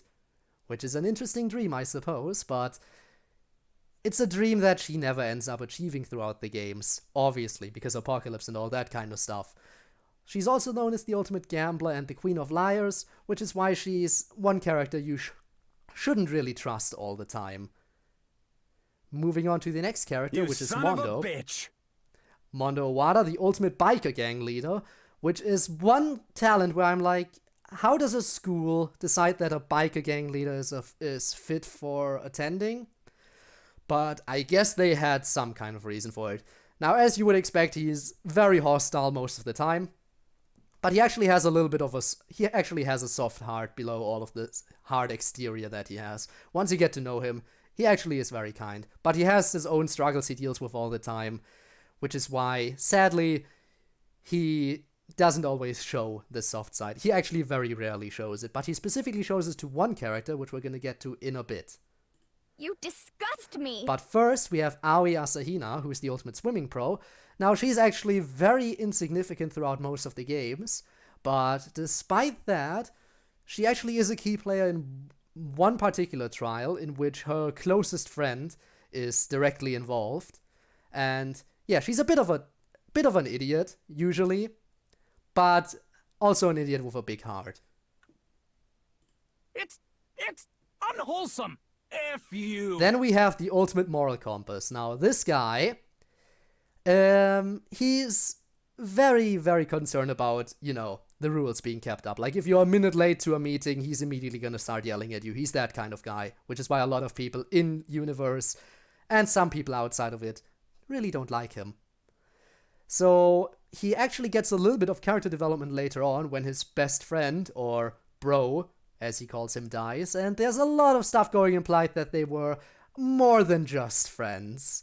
Like, a lot more than just friends. But when his quote-unquote bro dies, he takes it upon himself to basically take on his spirit and becomes a little bit more outgoing and hostile, but still can't manage to curse properly. He's saying stuff like, he can't even say the F word. He's trying hard. He's trying hard to be aggressive, but he can't really manage. So, after that, I can't forgive this! we have Sakura Agami. Now, this is Hina's close friend. Again, a lot of people assume that there's more going on between them than just them being friends. But, yeah, she's the ultimate martial artist. A character who a lot of people initially think is a boy, because of the muscles. Which, again, why couldn't your girl have muscles? It's totally fair. But that's something that happens both to people playing and people in universe. And honestly, she is a big, big softie. She always cares about everyone, tries to help everyone out wherever she can. But, yeah, she has a lot going on for her as well. Something that is actually later on revealed is, again, slight spoiler, but then again, a lot of this is slight spoiler territory. It turns out that she's actually kind of working as a spy for the mastermind of the original Killing game. A fact that something that she later regrets and tries to stand up for, but even that doesn't really work out for her in the end, sadly. What should I do? I'm gonna do my best. Then we have Hiro Fujisaki, one of my personal favorites. Another character that causes a lot of gender confusion initially, but he's a guy, and he identifies as a guy as well. But the reason he dresses preferably like a girl is because he has an incredible inferiority complex considering his own lack of strength. He's constantly heard people say stuff like, you're so weak even though you're a boy, which is why he kind of took on the form of a, as he himself put it, a petite young girl to try to avoid comments like that in the future. And Chihiro also is really great with programming, which is why he's the ultimate programmer, and was able to create basically an exact duplicate of himself in the form of an AI called Alter Ego, which actually helps the group out even far later on throughout the franchise. Not that you'll remember my name anyway, but... It's me, your serial killer with a splendid smile! Then we have someone with a slight split personality, and I say slight here, but I mean it's a severe case of split personality. You have your basic shy girl who has an incredible inferiority complex, who constantly is putting words in everyone's mouth saying like, I know you hate me, just come out and say it already. And on the other hand, you have this very, very active serial killer. Now, the thing about this is there's a lot of confusion with the names, because in the anime adaptation, her serial killer self is called Genocide Show, and in the games, they can't decide whether it's Genocide Jack or Genocide Jill. There's a lot of back and forth in which name is used, but this serial killer has a specific go-to when it comes to committing crimes, which is, for one, the target. She only targets, as she puts it, adorable little boys. So if you're not adorable, if you're not a boy, you're safe. But method of killing always involves scissors, and then pinning the body to a wall in a crucified position using those scissors. And writing the word bloodlust at the scene of every crime, which is something that comes up in the game a few times, but you'd think that having a serial killer among a group of people who are in a killing game would be a threat. And yeah, that is why she kind of turns into a main suspect a lot, after it's revealed that she is a serial killer. Don't make me repeat myself. Then we have one of my personal favorites. Now, I know that a lot of people hate Byakuya, but you can catch me simping for him all the time. The ultimate affluent progeny, which basically just means ultimate rich dude. His family kind of is a big deal, because there's kind of this whole thing like this council of people controlling the world from the shadows kind of deal, and his family is a member of that council. And he likes to refer to himself as the ultimate perfection because he's so great at everything. But naturally, he gets very distraught upon realizing that the apocalypse is upon the world, which means that said secret council doesn't exist anymore, and his title, because his entire family disappeared, is basically entirely worthless. Just as I thought. Then we have Kyoko, who comes with a big reveal later on, which is her title. Her title as Ultimate Detective actually only gets revealed a little bit later on in the game, and up until then it is completely unknown what her ultimate talent even is. Now, the big connection between her and the school is that her dad is actually the headmaster of the school, so she attended the school to try to meet her dad again because she got abandoned at a very young age. And the only reason she wants to meet her dad is not to reconnect with him or anything, but to cut all ties with him and just tell him that she no longer considers him family. But she's one of the key players, as you could tell in a killing game. Having someone with the title of Ultimate Detective might come in very handy. Which gets us now There's no way to think about this in a common sense kind of way. to Ifumi Yamada, the ultimate fanfic creator, or as he's called in the original Japanese version, the ultimate doujinshi artist. Which, yeah, his specialty is pornography, basically. He has a lot of nicknames, some self-given, some given by others. For example, the name the Alpha and the Omega, as he likes to call himself, very much a self-given name. And he likes to appear all incredible, constantly claiming he has only interest in 2D girls, but still taking every opportunity to spy on the other girls, if at all possible. Which is why, personally, don't really like him. And I feel like a lot of people agree with that. Hi! Then we have Mukuro, except this is kind of a big reveal. Mukuro Ikusaba, one of the Ultimate Despairs, is actually the sister of Junko Enoshima. Don't question why they have different last names. It's never explained in the franchise. They actually poke fun at the fact that they never explain it. She's originally known as the Ultimate Soldier, but she disguises herself as her sister in the killing game to try to divert attention a little bit. Because later on, it is revealed that her sister, Junko Enoshima, is actually the mastermind. Right? But before we get to the mastermind herself, we have one more insignificant character, which is kind of in the same boat as Hina, if we're being honest. A little bit of an idiot. Lovable idiot who constantly fails at everything he does. Now the thing is, he's the ultimate clairvoyant, meaning, hey, he's a fortune teller. He should be able to basically use that to his advantage and use that to make up for his lack of intelligence. But sadly, he never does. He can't really do that. He actually got held back 3 times, so he's quite a bit older than the other characters. And the thing about him is that his fortune telling is 30% accurate. Like 30% of the time he gets it right. Now that might sound like a low success score, which is why a lot of people make fun of him in universe and out of universe. But the thing about his fortune telling is when he gets it right to every last detail. Like if he gets, and that includes everything. Like he can basically say that, hey, a natural disaster is going to happen and it's going to be a volcano eruption on that specific day at that specific time. And when he gets it right, he nails every single detail. Naturally, drawback, only 30% of the time it actually happens. Which gets us now Suffer from despair! to Junko Enoshima. Junko Enoshima, the true mastermind, the true ultimate despair, also known as the ultimate fashionista initially. She has incredible analytical abilities, which is how she was able to basically copy what Chihiro was doing with Alter Ego and create her own AI program, which she then split into Shirokuma and Kurokuma, respectively. And yeah, she's just basically the true mastermind. Now, I'm noticing that I've already been rambling for a long time and we're still in the first game, so I'm gonna start speeding it up a little bit more now. So, beyond Junko, we have now the second game. Starting with the main character of the second game, who initially his talent is unknown, much like Kyoko, but turns out he is the only surviving Reserve Corps student in the end.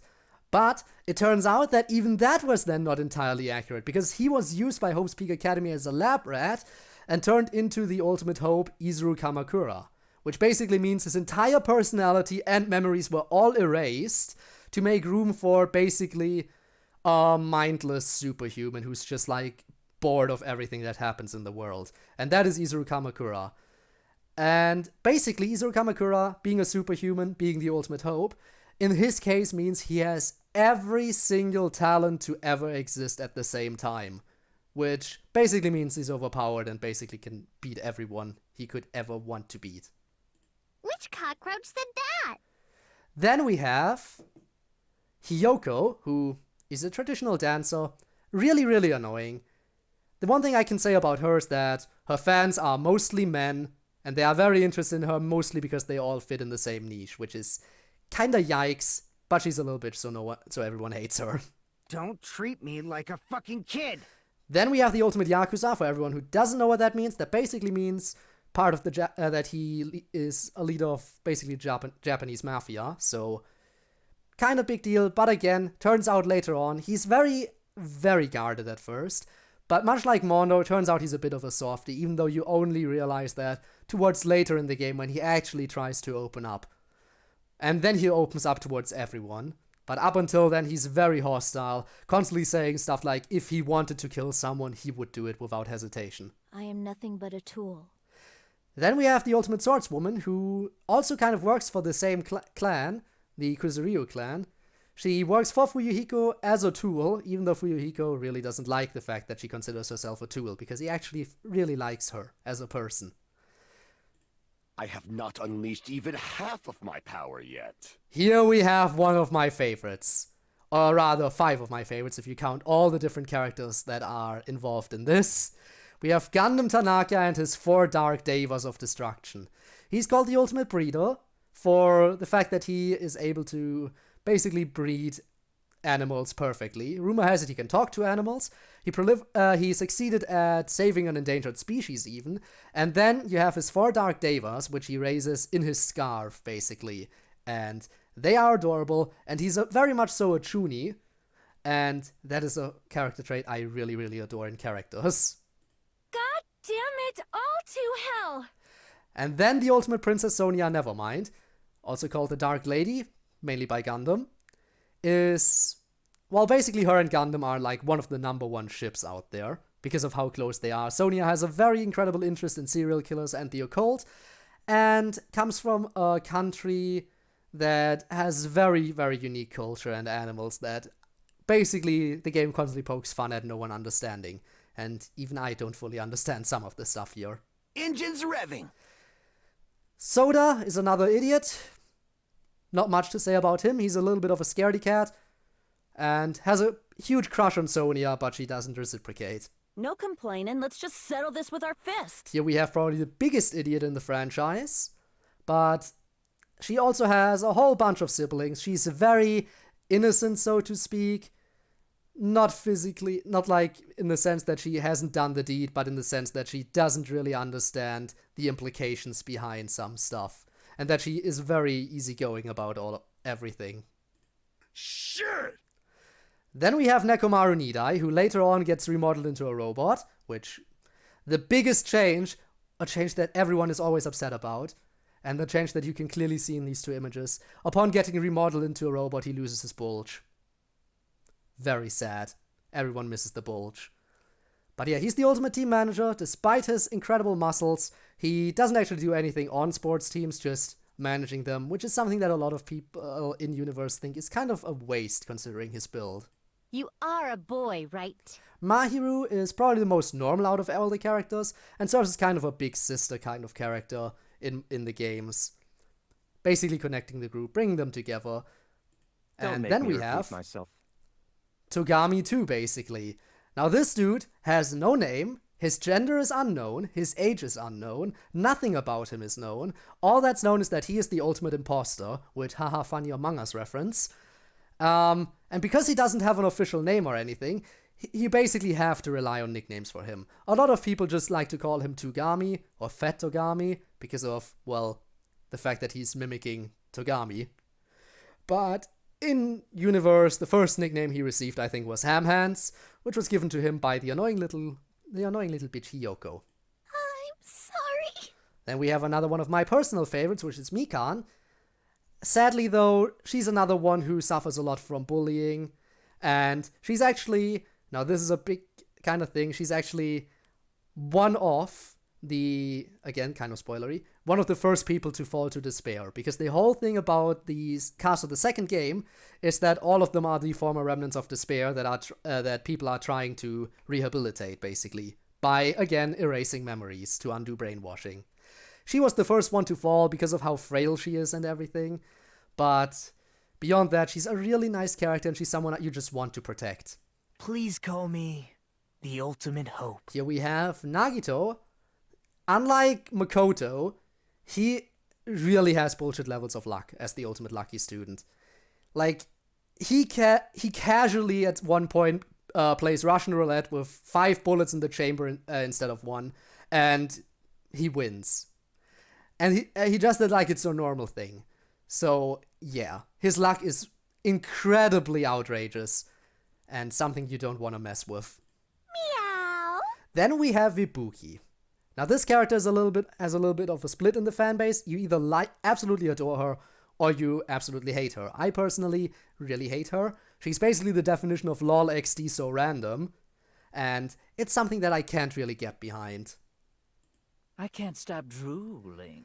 Teru is the second game's resident pervert, and he likes being called the ultimate chef despite his official title being the ultimate cook, and he takes every opportunity to flirt with every single character he sees, both male and female, and nobody likes him because of that. Hey. And then we have probably one of the most popular characters in the franchise, which is Chiaki, the ultimate gamer. That title alone probably gives you reason enough to understand why she's so liked. But the thing about her is that she's actually also a very intelligent character, a key player in a lot of the trials, and basically her talent and her nature are what makes her fans like her so much. This game makes no sense Which at is, all. now we're getting into V3. Again, we're getting close to the end here. So this guy, Puichi, or Sherlock Homo, as he's been called sometimes, despite not being homosexual, but that doesn't matter as long as it's a fitting abbreviation for him when it comes to, referencing the Sherlock Holmes trope.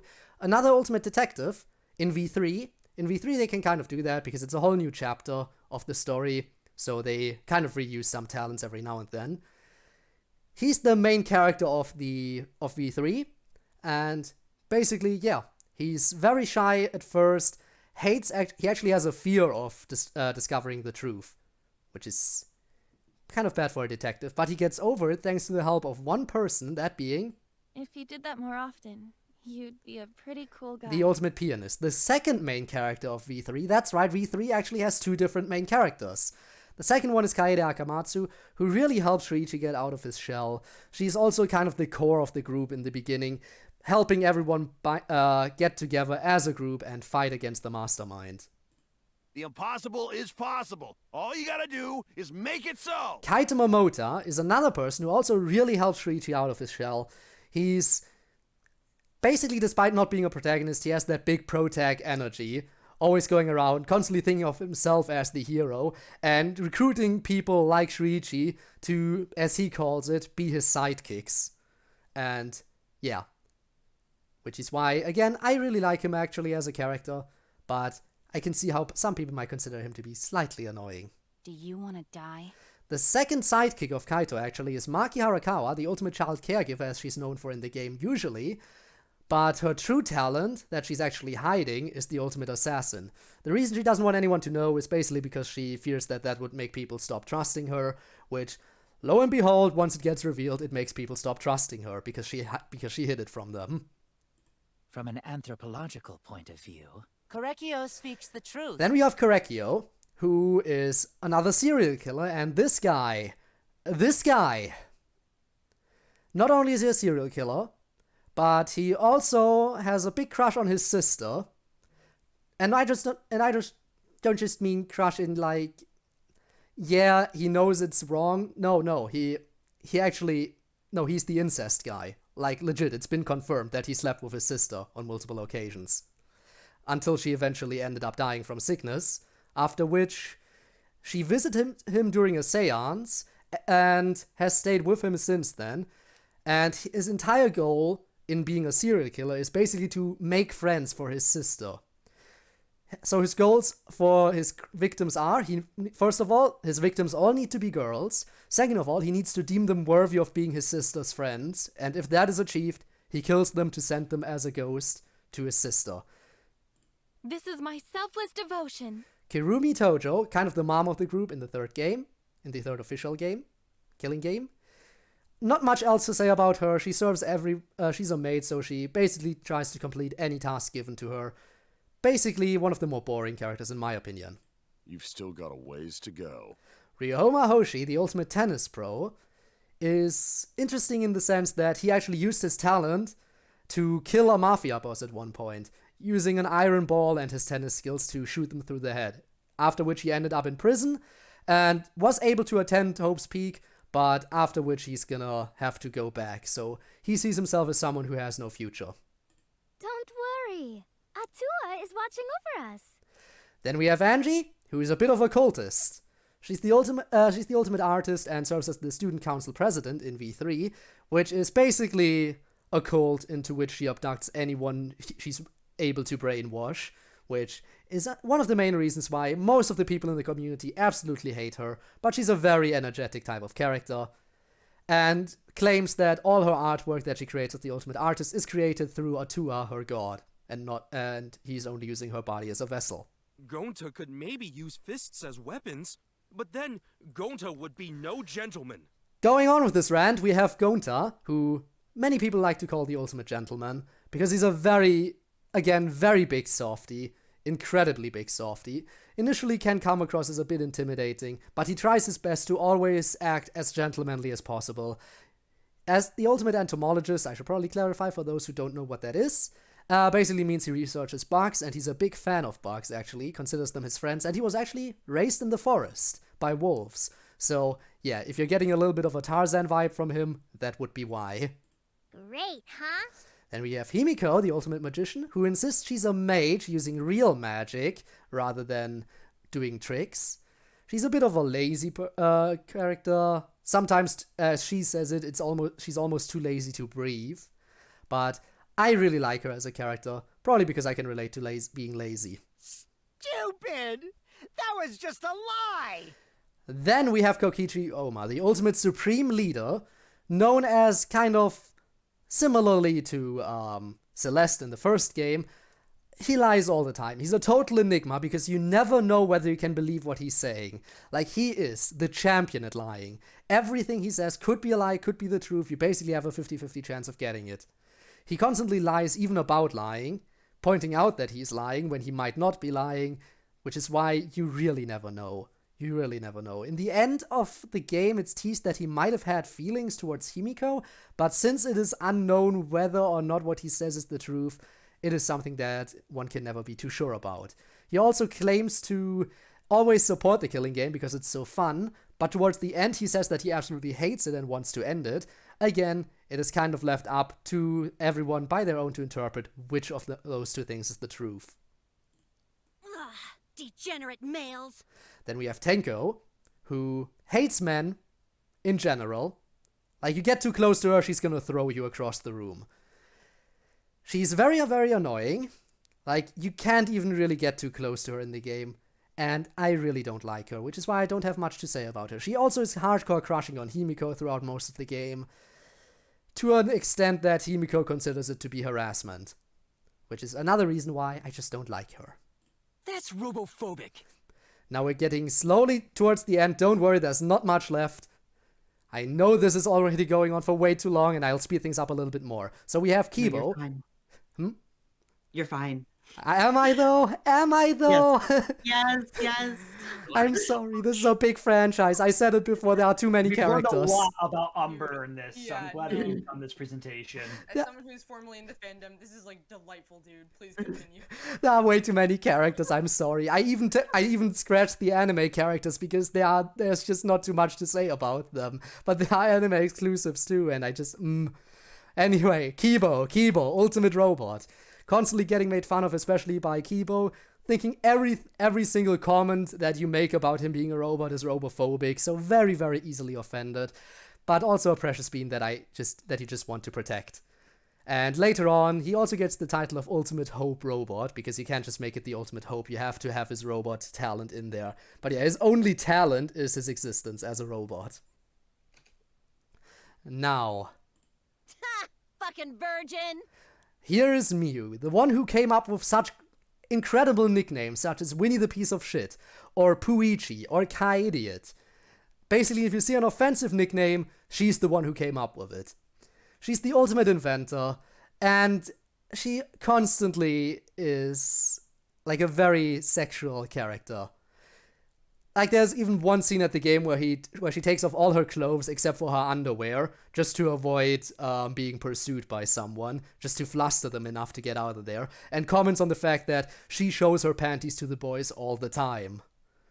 So, interesting but weird character. I'm going to end this game. Here we have another one whose talent initially is unknown, but he is initially known as the Ultimate Adventurer. But the thing is, he also has the title of Ultimate Survivor, which is what you find out in the game later on. So initially you don't know anything about this dude. He's the big mystery of V3. But later on you learn that he has the title of Ultimate Survivor because he survived a previous killing game. Which is why V3, again, I said it before, it takes place way after everything else. Because it's actually not the third killing game, it's the 53rd killing game, but yeah. He survived the 52nd killing game, which is how he earned the title of Ultimate Survivor. In the 52nd one, he had the title of Ultimate Adventurer. And he tries to end the killing game basically as soon as it starts, sadly fails in that task, though.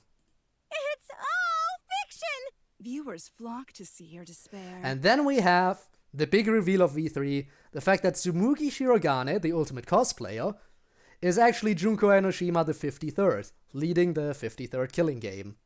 So yeah, big plot twist about all of this is that in every single killing game, Junko Enoshima is the mastermind. Every single time. At this point, the developers are even poking fun at it in the game. Because in the first one it was a big reveal, in the second one it was kind of a big reveal when the Junko Enoshima AI came around, and at this point everyone's just poking fun at it. So yeah, again the ultimate despair. And the thing is that Tsumugi Shirogane in-universe actually works for Team Danganronpa, which is basically saying that, hey, this is a fourth wall break, so this is why V3 is not connected to the other games, but the other games are connected to V3, because within the universe of V3, all the stuff leading up to this was was fiction. So this is basically the rest of Danganronpa would be fiction within fiction if you look at V3. So Tsumugi is part of the production team behind Danganronpa and makes an actual killing game, which is how V3 comes to be. If I hunt down every single demon, then nobody has to be afraid anymore. Now we're finishing things up very soon. We're going into the UDG cast. There are only a few characters here worth talking about, so I'm starting with the Warriors of Hope here. But yeah, there's only a handful here, thankfully. So the first one is Masaru Daimon, who serves as the hero of the Warriors of Hope, and has the title of the leader, unofficial leader. Actually, yeah, official leader, but behind the scenes, someone else is very much pulling the strings. He had a very abusive father, an alcoholic, who constantly beat him and constantly sent him off to buy him alcohol, beat him again if he didn't get the alcohol because he couldn't buy it because he's underage, beat him if he tried to steal it because he couldn't buy it because he's underage. Basically, horrible childhood, which is how he joined up with the rest of the Warriors of Hope and started the mass genocide of all adults in the inner city. The second character of the Warriors of Hope I should have been the one to die. Might as well. is Jataro, the Little Ultimate Art. Now, the thing about the Little Ultimates, I should probably mention this real quick, is because they are accepted by Hope's Peak Elementary, where basically they're giving ultimate titles based on the subject in which they're the best at. Now, this guy holds the title of the Priest. He was basically always neglected by his mother because she hated the fact that he was born. She constantly, every morning, wakes up and thinks how wonderful it would be if her child was just dead or didn't exist. She forces him to wear a mask all the time because she hates the fact how he actually looks like described as looking beautiful. And she hates that, constantly tells him he's ugly, tries to spend as little time with him as possible. And he also, again, joins the Warriors of Hope, causes a mass genocide of adults, and uses the corpses of his victims to make his art pieces. Put that lewd body of yours to work, and you'll never go hungry. Then we have Kotoko, who... Might you be able to guess what her tragic backstory might have been? Anyone?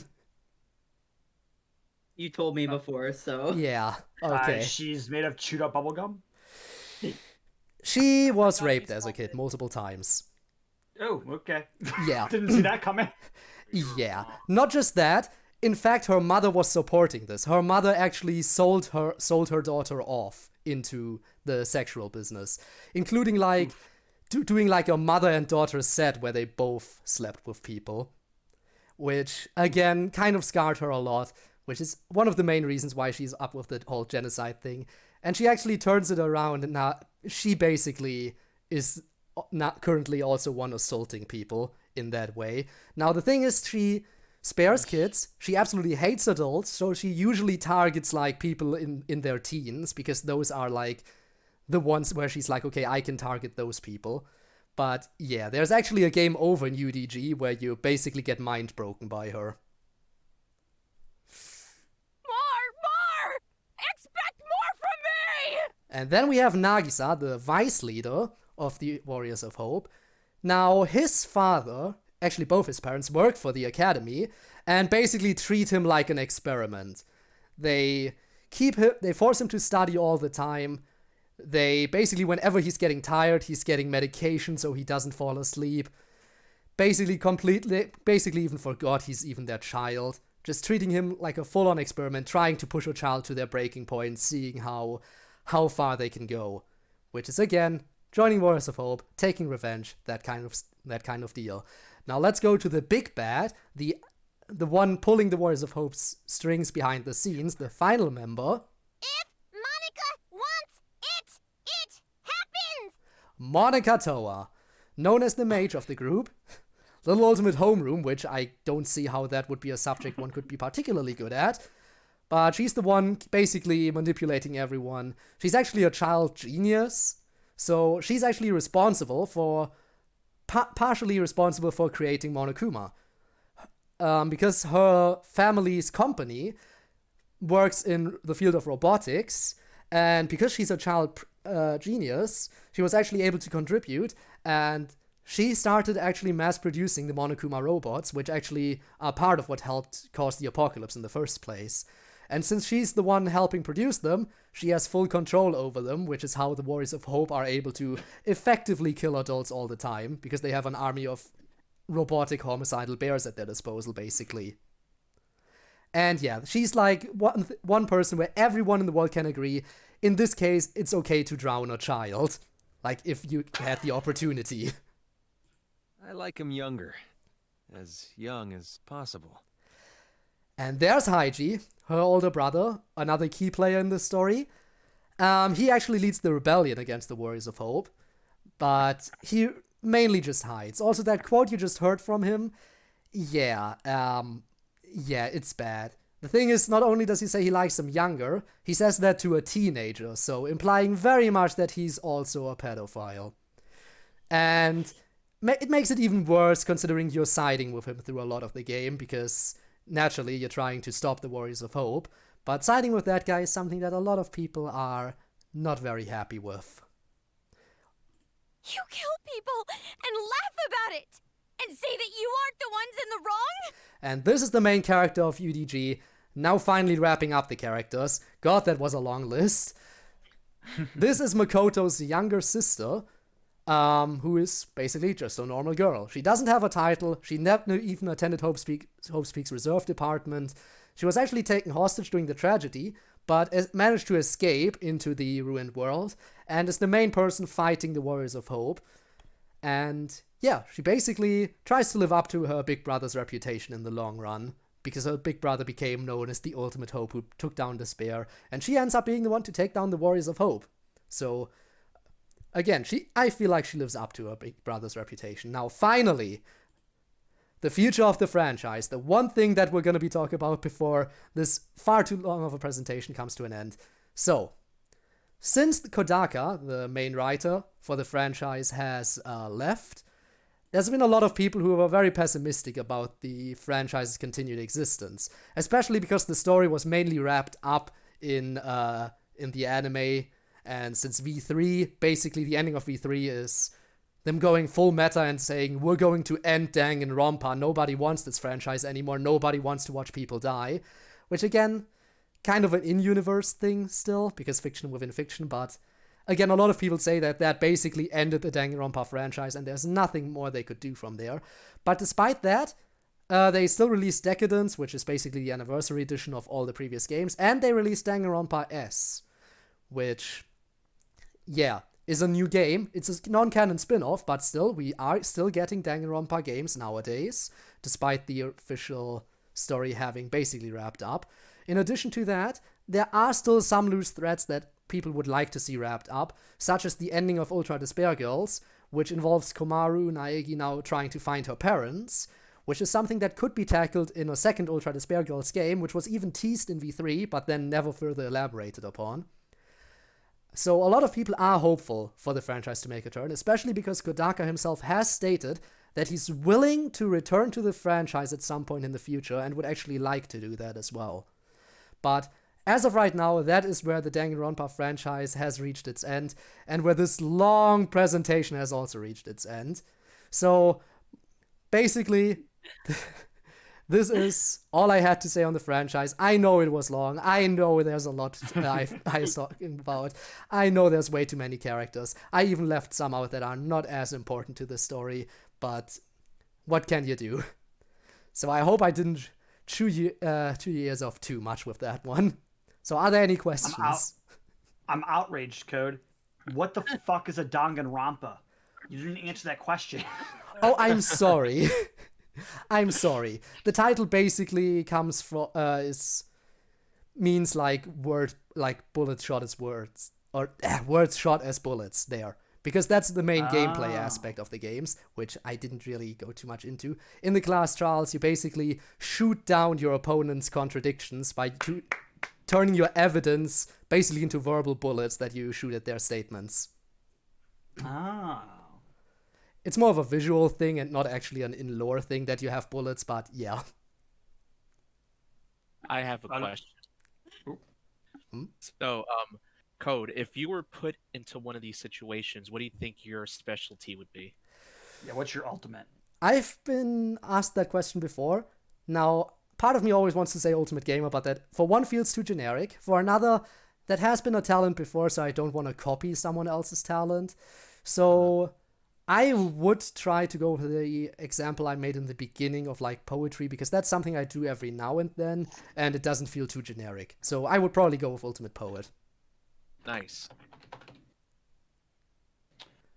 We got a question from chat. If you had to kill one character, who would it be? Oh, there are a few characters I absolutely hate, like Kyoko, for example, I think. But if we're going for spin-offs as well, like UDG isn't part of a killing game, so it shouldn't really count. But if I could kill Monica, I would.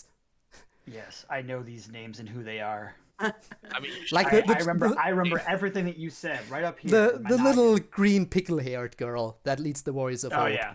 Yeah, if I could kill her, I would. But if we're talking about the main killing games, then the traditional dancer girl. Hell yeah. Killing children. Hey, they're all the same. Okay, except for the Warriors of Hope. But except for the Warriors of Hope, they're basically all the same age. And Yasuhiro, because he got held back a few times. But yeah, basically the same age. When did you get into the fandom? Ooh, that's a good question. I think it was also hi Mud. I've been here, bro. Hi. We didn't say hi earlier. Oh my god. I got into the fandom a few years ago. Again, I started with the anime, which was a big mistake on my part. But it was definitely, I think like 3 years ago, maybe 3 or 4 years ago, maybe. Honestly, me too. I think I got into it like 3 years ago. And it's insane, dude, watching it all unravel. Yeah, I know, especially because even though there's so little activity right now, from like official standpoint, there are so many like fan works of Danganronpa where people create their own story and characters, going off the Danganronpa formula with the killing games. And I'm really excited to see some of that stuff more fleshed out in the future as well. Fan Wars really blow me away. Yeah. Would you recommend these games? I mean, I think it's obvious that I would. But again, though, if you want to start, don't make the same mistakes either. Start from the first game. You're free to watch the anime adaptation of the first game, but again, it's just so much worse than the actual game because of all the content they had to cut to fit the entire game into like a 10-minute anime. You can expect how much got left out. I have only seen the anime, and on top of that, I've only seen the second half of the anime. I don't know how it starts. Oh crap! Yes. Beginning to this is possible. So like the second part of the anime adaptation of the first one, or like Danganronpa 3, the anime where like they were watching the first one, and then I just sat in and watched. Like I think they were halfway through with it, and I just watched it till the end. But going through the characters and stuff, it sounds way more interesting than the show. It makes me want to go and actually play the characters are actually really unique. Plus in the games, you actually get like these free time moments where you're able to like interact with people of your choosing. Like anyone who's still alive, you're able to interact with them and learn more about them, which I think is really interesting. Gives all the playthroughs like a little bit more of a unique touch depending on who people choose to interact with in their free time, or if they skip it, which is also possible. Also, like, from my own opinion, like, if you really like Ace Attorney stuff, like, you might like, obviously, this is, like, far more darker and not as light, like, remotely, but, like, it's still, like, a lot of fun, like, very much detective-based, so, like, if you're into that, like, I'd definitely check it out. Yeah, I've actually been thinking about getting into Ace Attorney because I haven't gotten into it yet, but I feel like it would be something that I'd be very interested in, considering how much I enjoy Danganronpa. Dude, it's so good. Oh my god, please get into it, man. I'm really thinking about playing Danger Rope. Danger Rope, yes. Yes, Danger Rope. Very danger indeed. Umber claims that this is campier than Ace Attorney. That's equally as campy. He said, if not more so. Oh, I missed that. Nice. I don't know how to read. Okay, I don't know. Well, reading is something you need in Danganronpa because it's mainly a visual novel. The horniness did come through. Yeah, I felt it. All right, anything else?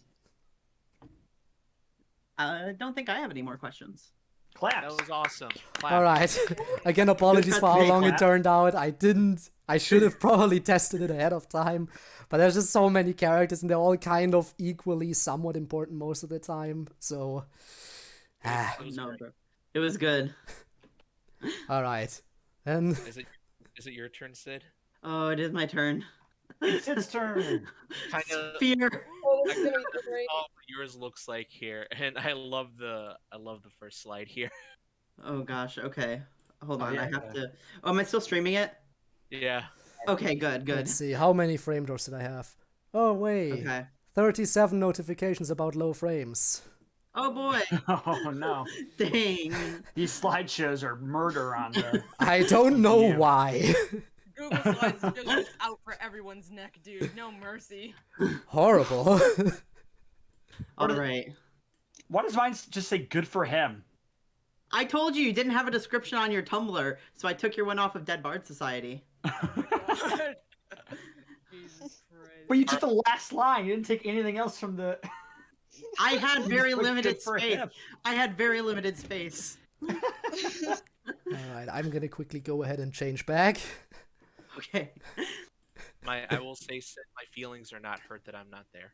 I'm sorry, you don't really stream. No, that's fine. I'm the odd person out here. I'm just a viewer. That's all I am. You're just here. a number to Sid. Oh my god. You're not. I love you.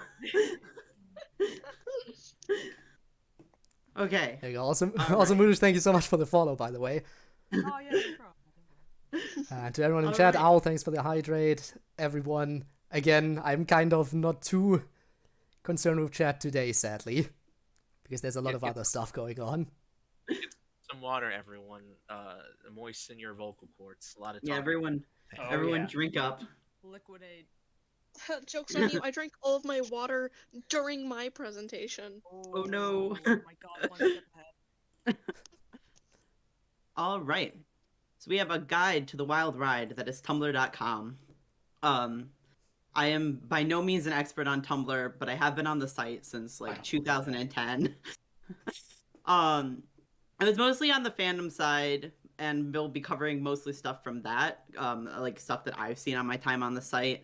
But like there was also a huge artistic community. Not safe for work was very common back in the day. But the first thing that comes to mind for me when I think of Tumblr is I like your shoelaces. Urban Dictionary defines it as a phrase used by Tumblr users to detect another Tumblr user in the real world. The appropriate response is, thanks, I stole them from the president. What the fuck? This is the original post that it was populated on. There's like 380,000 notes on it. Means people liked it and blogged it that many times. I would like to point out that I've used Tumblr since 2010, and never in the world has anyone ever asked me this question, or have I ever asked someone else. Typically, with your friends, like at school or whatever, you just be like, hey, you got Tumblr? What's your username? Let me add you. However, I have had people starting to ask me recently as a way of like connecting and being like, hey, did you use Tumblr back in the day? Do you remember this vintage-ass stuff? Which I think is very funny. Yeah, I think it's very funny that it's become more common nowadays rather than when it was a very like popular thing. Tumblr ads. I don't have words to describe the ads on Tumblr. You really just need to see them for yourself. Oh no. Start sleeping with soap in your bed tonight. Here's why you should start sleeping with soap in your bed if you haven't already. Love hot romances? Laura, I was born into darkness. Just like a puppy, only my darkness is eternal. Hotel maids are losing jobs because of this.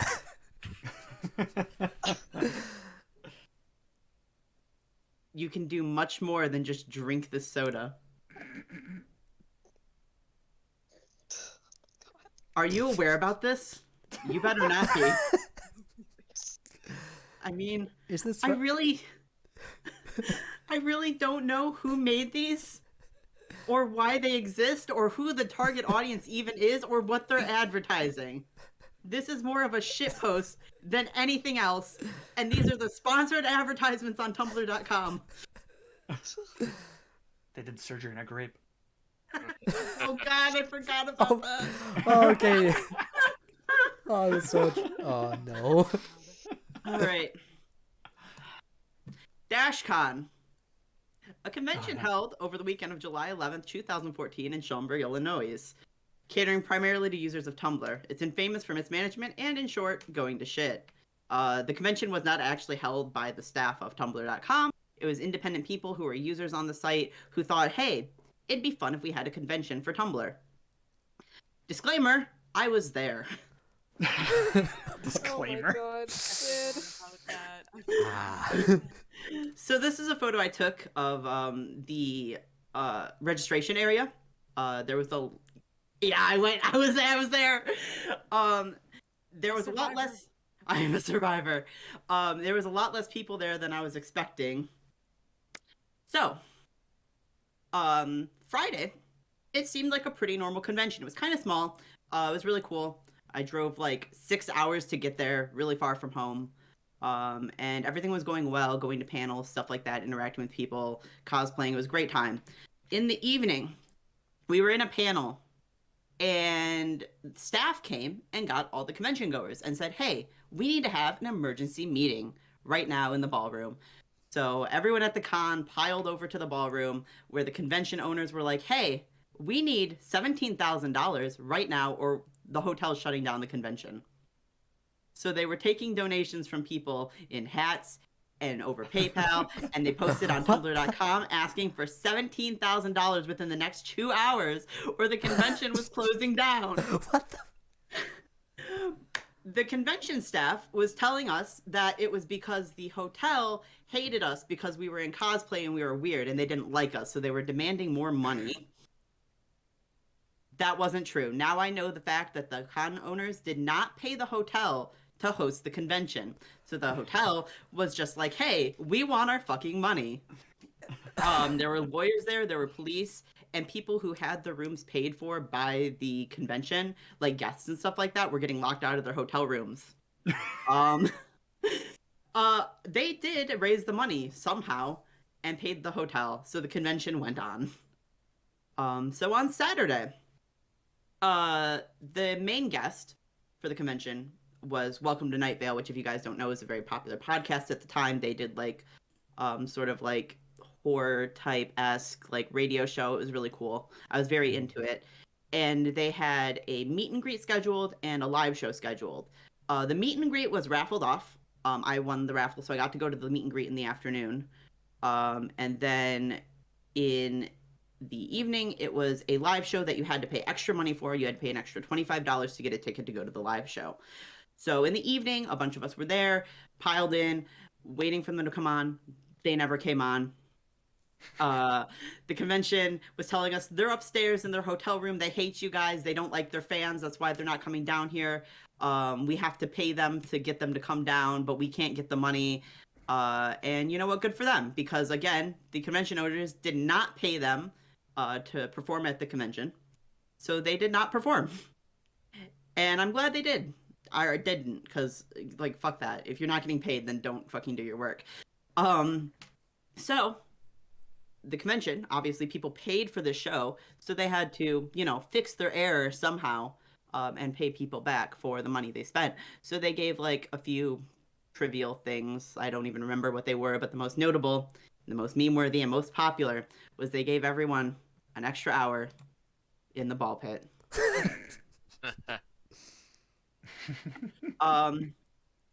Overall, everyone at the convention, con-goer-wise, was very nice. The convention itself was a shit show.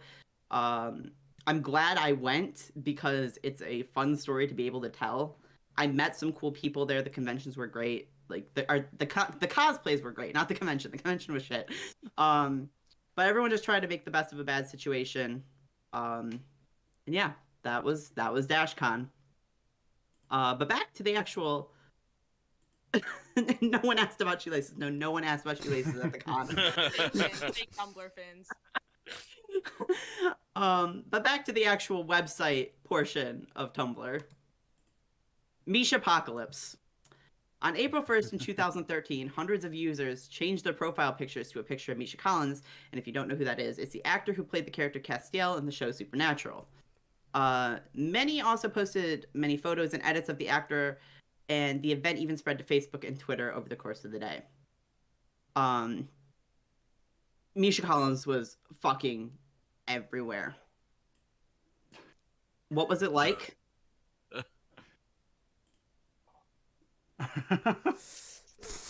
Oh no.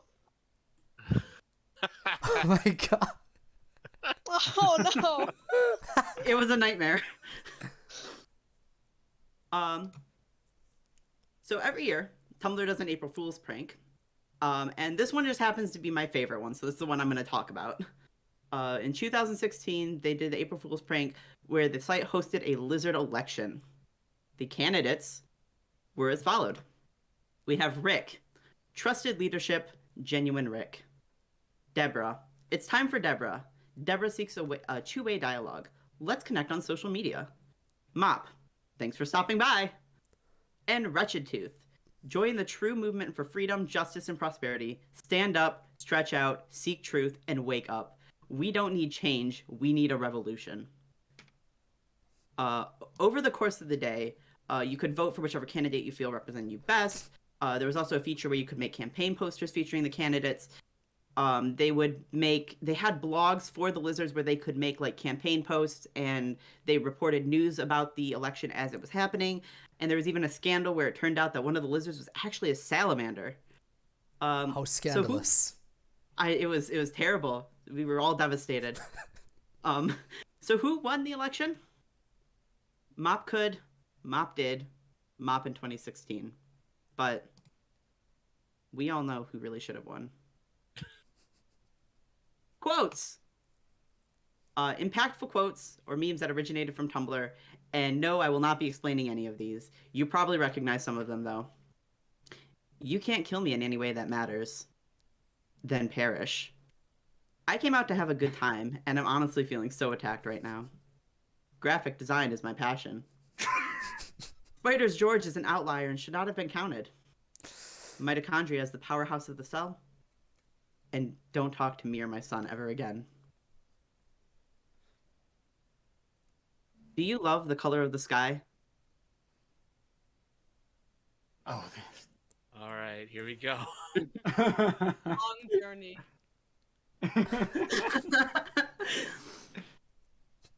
You're having a negative effect on the audience there. Oh god, the view count. No. Which one?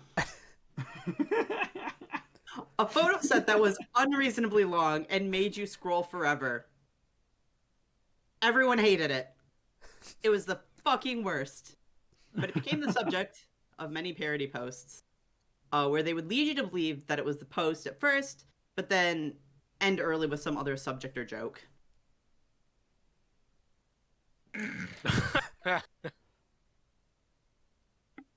I want you to know that when I was making this slide, it took me at least 45 minutes to put all that together, and it took over like 23 images.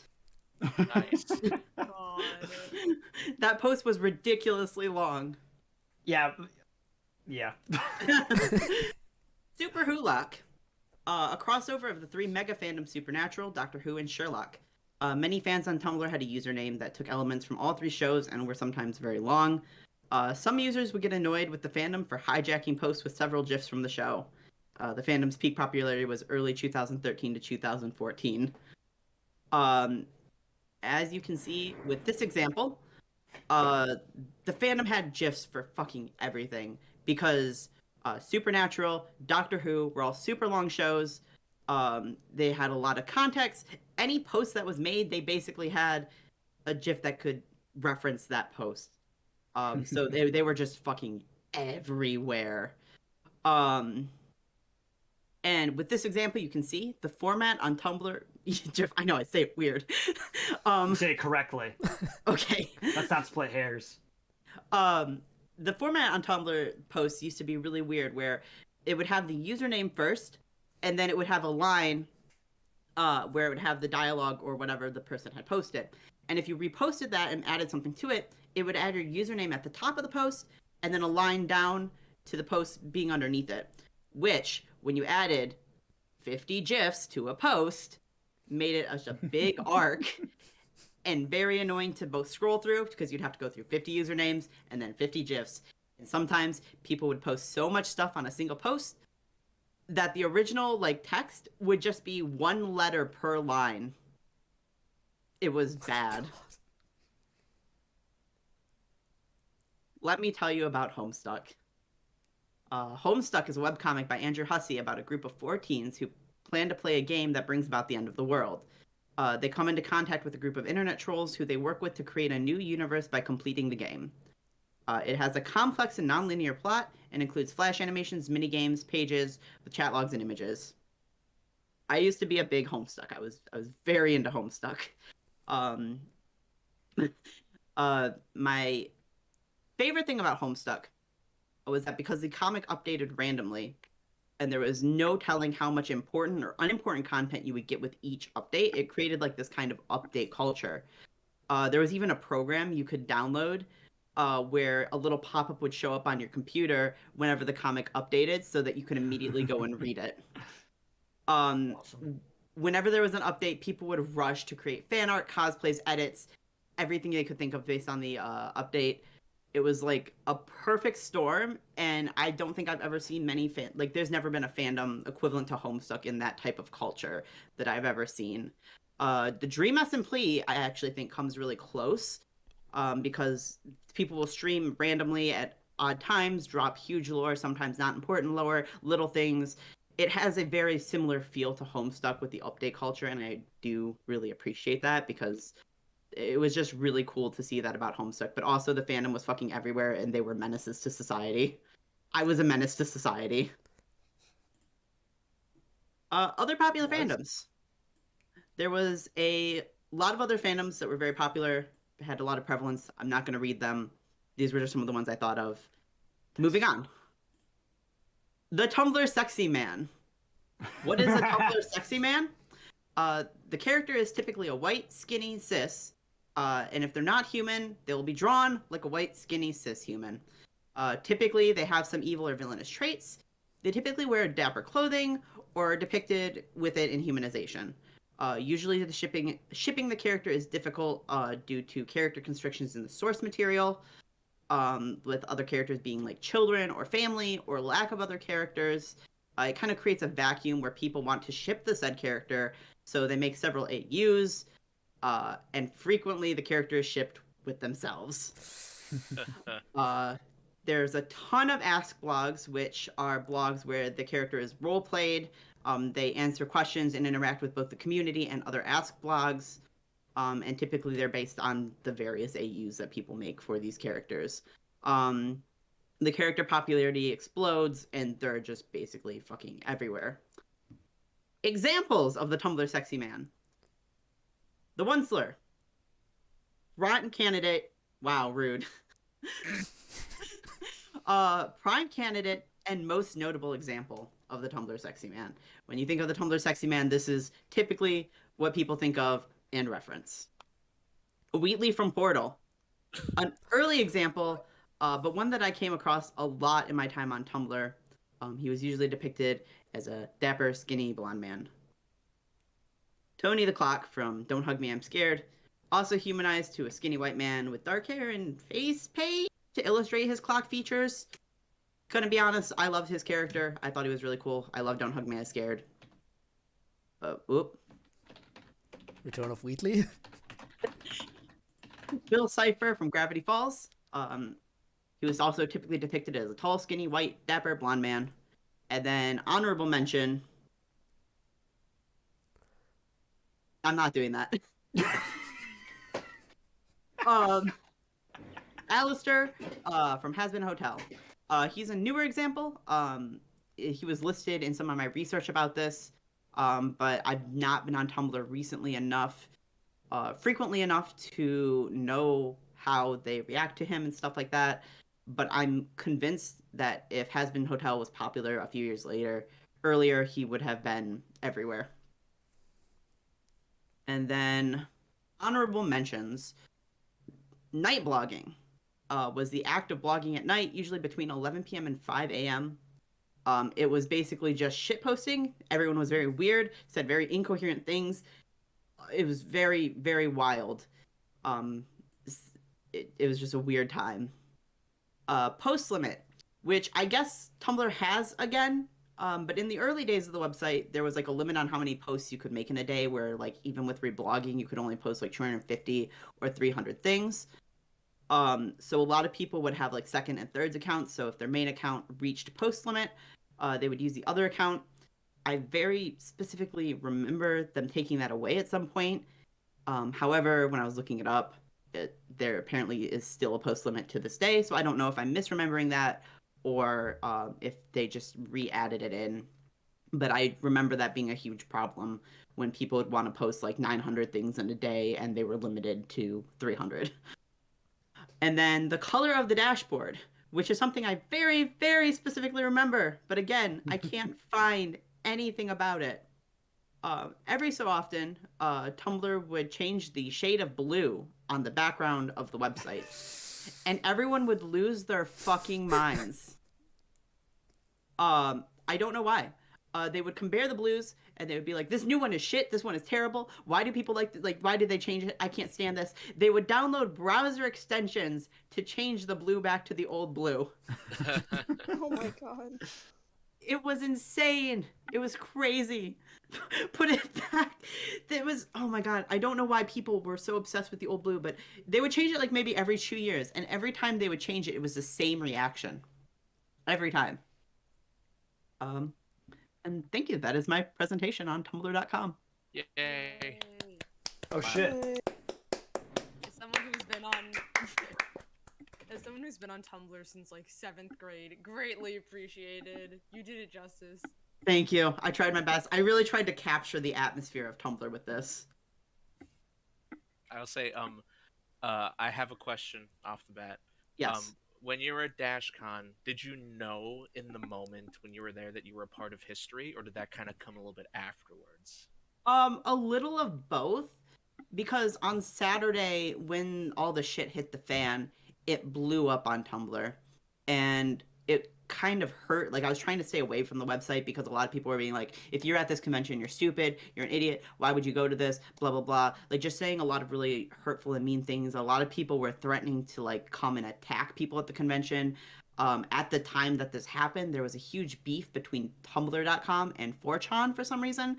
So Anonymous was threatening to come and attack the convention, and like the threat of physical violence over this event was really kind of daunting. So it was definitely kind of intimidating, but yeah. Question from the chat: if you had to kill a Tumblr head or post, which would it be? Color of the Sky. Fucking hate it. It was the worst. That needed to go. I didn't even like the memes. It was just, the entire thing would infuriate me. Every time I saw it, I was just like, ugh, go away. The Tumblr ads can stay forever. I love them. They live rent-free in my brain. Did you go in the ball pit? That's my question. I did not. Oh. I did not. Sad. Because I know I didn't do it the first day, and then someone told me that someone peed in the ball pit, so I was like, yeah, I think I'll stay away from that. Of course. They should put chemicals in the ball pit that make it change the color you pee in it. Oh yeah, that'd be good. When you mentioned Homestuck, I thought you were gonna mention the Sharpie bath incident, and you just didn't. Oh yeah. Oh no. You know what? I forgot about that, but Oh how? God, I wish that was me. okay. So honorable mention story now. The Sharpie bath. So a story from a Tumblr user talking about how they had room for a convention, right? And they needed someone else to stay with them, money reasons, right? And they like had a friend who was like, hey, I know this person, they're pretty cool, do you want to stay with them? And they were like, yeah, sure. So they invited this person, didn't really know them that well, just knew kind of like their name, and they had a mutual friend. And the person was cosplaying a Homestuck character. And they were like, okay, I'm gonna go get ready, right, whatever. And then they went to the bathroom, and they were in there for a long time, like an hour and a half. And everyone else is trying to get in cosplay, trying to get ready, and they're like, they've been in there for a long time, like, are they okay? What's going on? Like, we need to use the bathroom. So they knock on the door, and I think they end up going inside, and the person was taking a fucking bath in Sharpie. Like, they had just filled the bathtub, put Sharpies with, like, so the Sharpie ink would get in the tub, and they were taking a bath in the Sharpie ink to gray their skin for the troll cosplay. What? Yep. The trolls were a menace. Oh boy. Can confirm there was face paint everywhere at that time. People cosplaying the trolls wouldn't seal their paint, right? There would just be makeup all over elevators, all over like stairs, everywhere, walls. So I think some conventions actually banned face paint because of the terror that was the Homestucks. The Homestucks can't be stopped. Oh my god, it was everywhere. It was so bad. I have one final question for you, Sid, and then for anyone else who has an answer. If you were a Tumblr post, what Tumblr post would you be? I personally... That would be the ads. The ads? It's a good one. I would be the weed-smoking girlfriend. I was gonna say the weed-smoking girlfriends. Oh my god, dude. Oh my god. Oh, that's a good question. I don't want to copy you, but I personally was going to say the weed-smoking girlfriends. But I'll change my answer because there's another one that I like. For the reconsideration, I wouldn't mind being "Don't ever talk to me or my son ever again." That really speaks to me emotionally. Speaking of that, I'm going to jump back to this. Speaking about this, and answer your question with one of the quotes. Oh, nice. You can't kill me in a way that matters. Oh my god. Is a shit post about fungus. It's someone talking to a mushroom. Someone talking to a mushroom that's like, and he's threatening to kill the mushroom, and the mushroom says, "You can't kill me in a way that matters." It's such a good post. It is. Whew. Right. Well, claps. Claps. Again. Thank you, thank you. Yes, poetic is the chat Poetic. saying. You have such a way with words. I was really moved by the entire presentation. Like, Oh, I'm tearing so up right glad. now. I have so many pictures of Misha Collins saved on my computer. Oh my god. That was the most nightmarish thing about this. Misha made me feel like I Apocalypse was in high forever school again. immortalized in your iCloud. Oh my god. As he should be. All right. And next we have Sean. Hey. It's me. I'm gonna share my screen now. I can't wait to experience this. At a I'm measly ready for this. 15 frames per second. So I hope you can endure that. As you can see from this title card, this is something that I hold very near and dear to my heart, something I'm very passionate about, something that I really want to go off my chest and show you guys. So, I don't want to waste any time. So, wait, actually, maybe any questions? Anybody got questions for me? Yes. How long did it take you to make this? I'd say, anywhere between 2, 6, minutes. So not a lot of time, just because I was so passionate about it, I can get it off my chest really quick. I just have a lot to say, and I can type pretty fast, so... What's your question? I want to say, would this PowerPoint, its subject, would this be the most important thing in your life, you would say? This would probably be something that if I don't die tonight, I will die later in my life defending. Okay. So, if anybody wants to schedule a scrap afterward, if you're not happy with what I have ready for you here, then, well, which letter on this screen would you kill? Definitely T. I think it's overstaying its welcome. I think that T gets too much of a good ride. It's in too many words. So, I think spill the tea. All right, so let's go ahead and get into this. So, of course, it didn't go. Of course, we have Dungeons for Dragons, a tabletop playing for roles activity. A top of table playing of roles activity. I'm sorry, I'm getting all mixed up on my words because I'm so excited. As you can tell, we have sands here because skeletons is a vital part of Dungeons for Dragons. If there aren't skeletons in your dungeons, then the dragons won't be happy. What is Dungeons for Dragons? Now, you gotta keep in mind that we're really loose with the words here. Dungeons and Dragons is a combative role-playing game that makes you question what is real and what isn't. You're told not to trust any chairs or chests in case they're mimics, and you live in horror afterwards, always waiting for one to attack you IRL, in real lettuce tomato. You also wonder if you're actually fighting with your friends. Now, I don't know if you guys have ever done much of Dungeons for Dragons, but when you're at the table with your friends, you have struggles. You're in this together, but, that always causes friction. There's always drama at the table you have to work with. So whether it's a shitty internet connection or around a tiny card table in someone's basement, it's a great bonding and friendship breaking experience. It's a lot like Mario Kart Monopoly in that way, Anyway, if you want to play, it's very simple. You just need to make a character, roll some dice, and take 30 minutes on just your turn in combat. That way everybody else can really absorb what it is that you're doing and think about what it is they're going to do on their turn. If you're going too fast, no one has time to think and people die.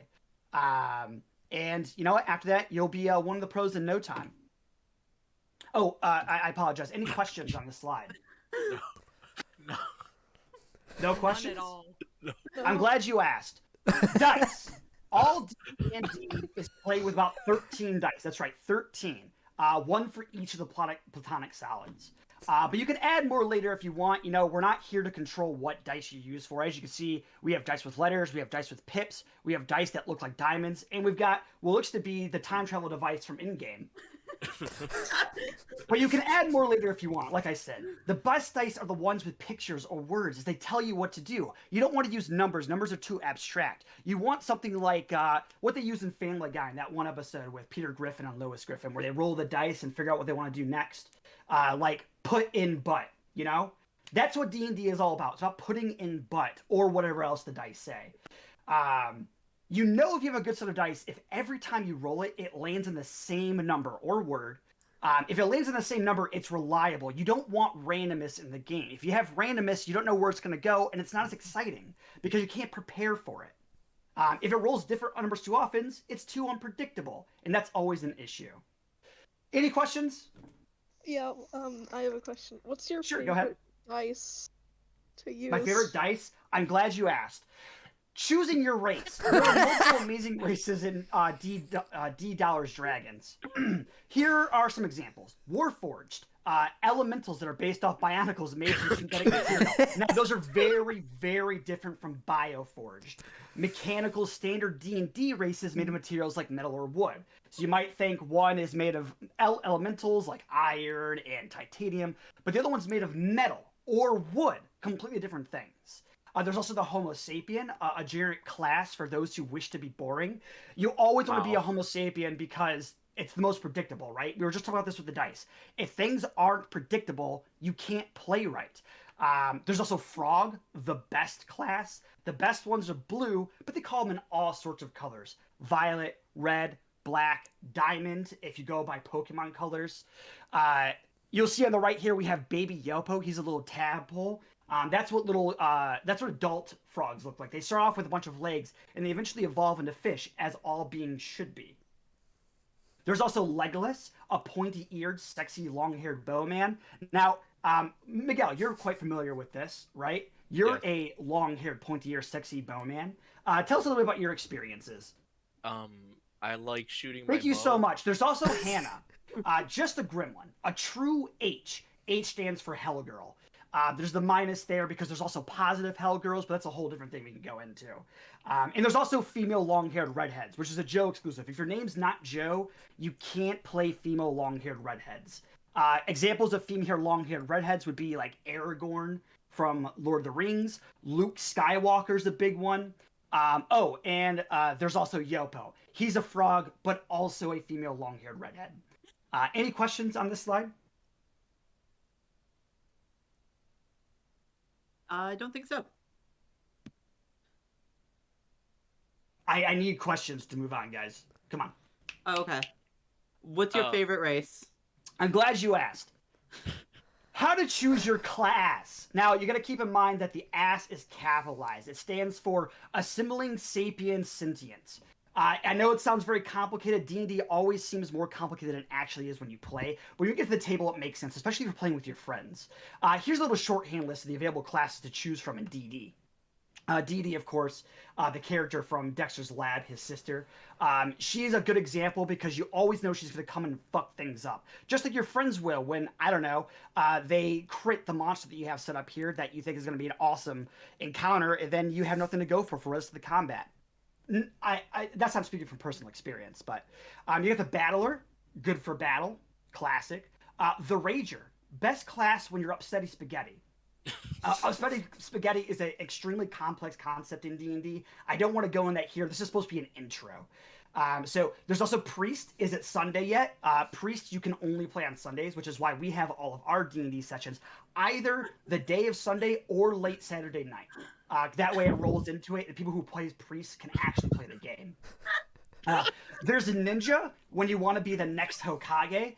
Now, I don't know if you're familiar with Dragon Ball Z, but there's this whole concept of the Hokage, someone who can collect the One Piece and become the king of all Danganronpas. Again, another complex concept that I don't want to get too much into. There's the Arrow. Don't pick this one. Miguel can tell you as being a long-haired bowman. Musician. Personally, I think it's a good use for this class to abuse persuasion as some sort of mind control on your own party members. There are skills in this game such as persuasion, and if you get a die that always rolls a 20, you can pretty much tell anybody to do whatever the fuck you want, whether they're players or otherwise. This is kind of the big thing that destroys your friendships when you're playing, because if you just persuade them to do whatever they want, your friends will get pissed at you. But that's the name of the game, which is why there's also the Oh Holy Night. The stars are brightly shining. Environmentalist, classic tree-hugging hippies. That's all one line. I don't know why I have the dash there, but the Oh Holy Knights are tree-hugging hippies who are really there to bring the light to everyone who might be upset because you use your musician. There's different names for these things. You'll understand once you get into the actual game. where you take control of everybody, but the All Holy Knight's there to say, hey guys, we're all friends. Let's all smoke some weed and just be happy, you know? There's the sorcerer, uses spell. Also, philosopher and Britosh. There's the monk, uses spells, but in a Mike Tyson style. There's the wizard, uses spells, but also dies. And then there's the warlock, who uses spells called Eldritch Blast. They're all called Eldritch Blast. You might use Eldritch Blast, or you might use Magic Eldritch Blast, which automatically hits and does 1d4 damage. Or you might do Fire Eldritch Blast, which blows up and kills your entire party. Another great example of someone who you can kill your party with. That's what the All Holy Knight is there. There's the engineer, when you have a degree, like I do in mathematics. And there's the hemophiliac. Matt Mercer, never heard of him. A hemophiliac is someone who they really like hymns. They like speaking and singing hymns to the party so that they can calm them down. They're there if you don't have an Oh Holy Night. Because if you don't have drugs, you have music. Any questions on this slide? I have a question. Sure. What devil fruit did Sasuke eat to go Super Saiyan? I'm glad you asked. Character building. This goes into the whole Sasuke thing. To create a character, you must roll dice to figure out your stats. Roll a d17 13 times and choose the best numbers for your character. We don't want any bad stats here, because if you have bad stats, then we got to kick you out of the game because we can't have fun. Lower is better, obviously. You want higher stats to be out of the game. You want lower stats to be in the game. Because it means there's less of a chance to hit. Because if you can't hit, nothing happens, no one gets upset. And that's the name of the game. You want to have this balance of people being upset and people not being upset. If you're the Oh Holy Knight, you really want to have those low stats so that you can bring everybody else down with you, you know? If a number has double digits, you can choose just the first or second digit at the demon's permission. Now, obviously, you're going to want to go with the 1. If you don't get double digits, then you're probably going to get kicked out. I'm sorry, that's just how it is. So good examples of characters with low stats is this mustachioed broad at the bottom left, or the bottom right. I say broad because of his broad shoulders. You can see they go off the screen, like maybe he cast long arm on himself and he's regretting his decision. Once you choose 7 stats, you can slot them to 8 modifier thingies. Now, I know it's confusing. There's 7 stats and there's 8 modifiers.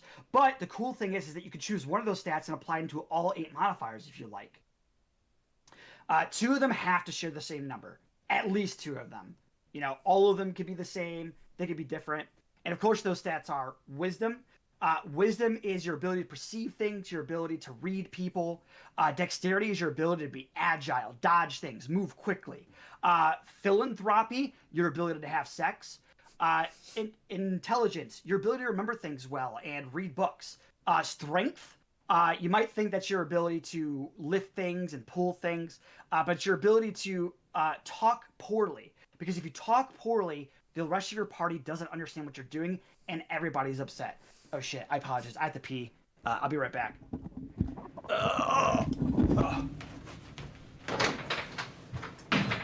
Yeah, as someone who plays Danganronpa and Dragons, I really think that this is like a solid presentation. It's always fun for me to get to know other people through the game.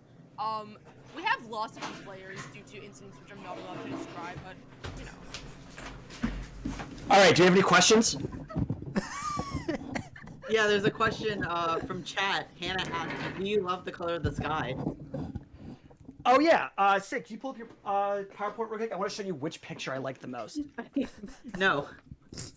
All right, well, I'm glad you asked. Characters died if they're killed. This is a very, very complex concept. I really want to walk through this word by word. Characters. Now, characters they can be letters, as we demonstrated in the first slide. Obviously, the letter T needs to go, but characters also means other things. You know Sasuke from Dragon Ball Z, who's trying to become the Hokage, who's trying to get the One Piece. Those are characters. Now, you got to be very careful with your characters because you don't want someone who actually wants to be a team player. You want your character to be someone like Sasuke, who will run off with his cursed blades and try and kill Cell by himself. And everybody's in love with this character.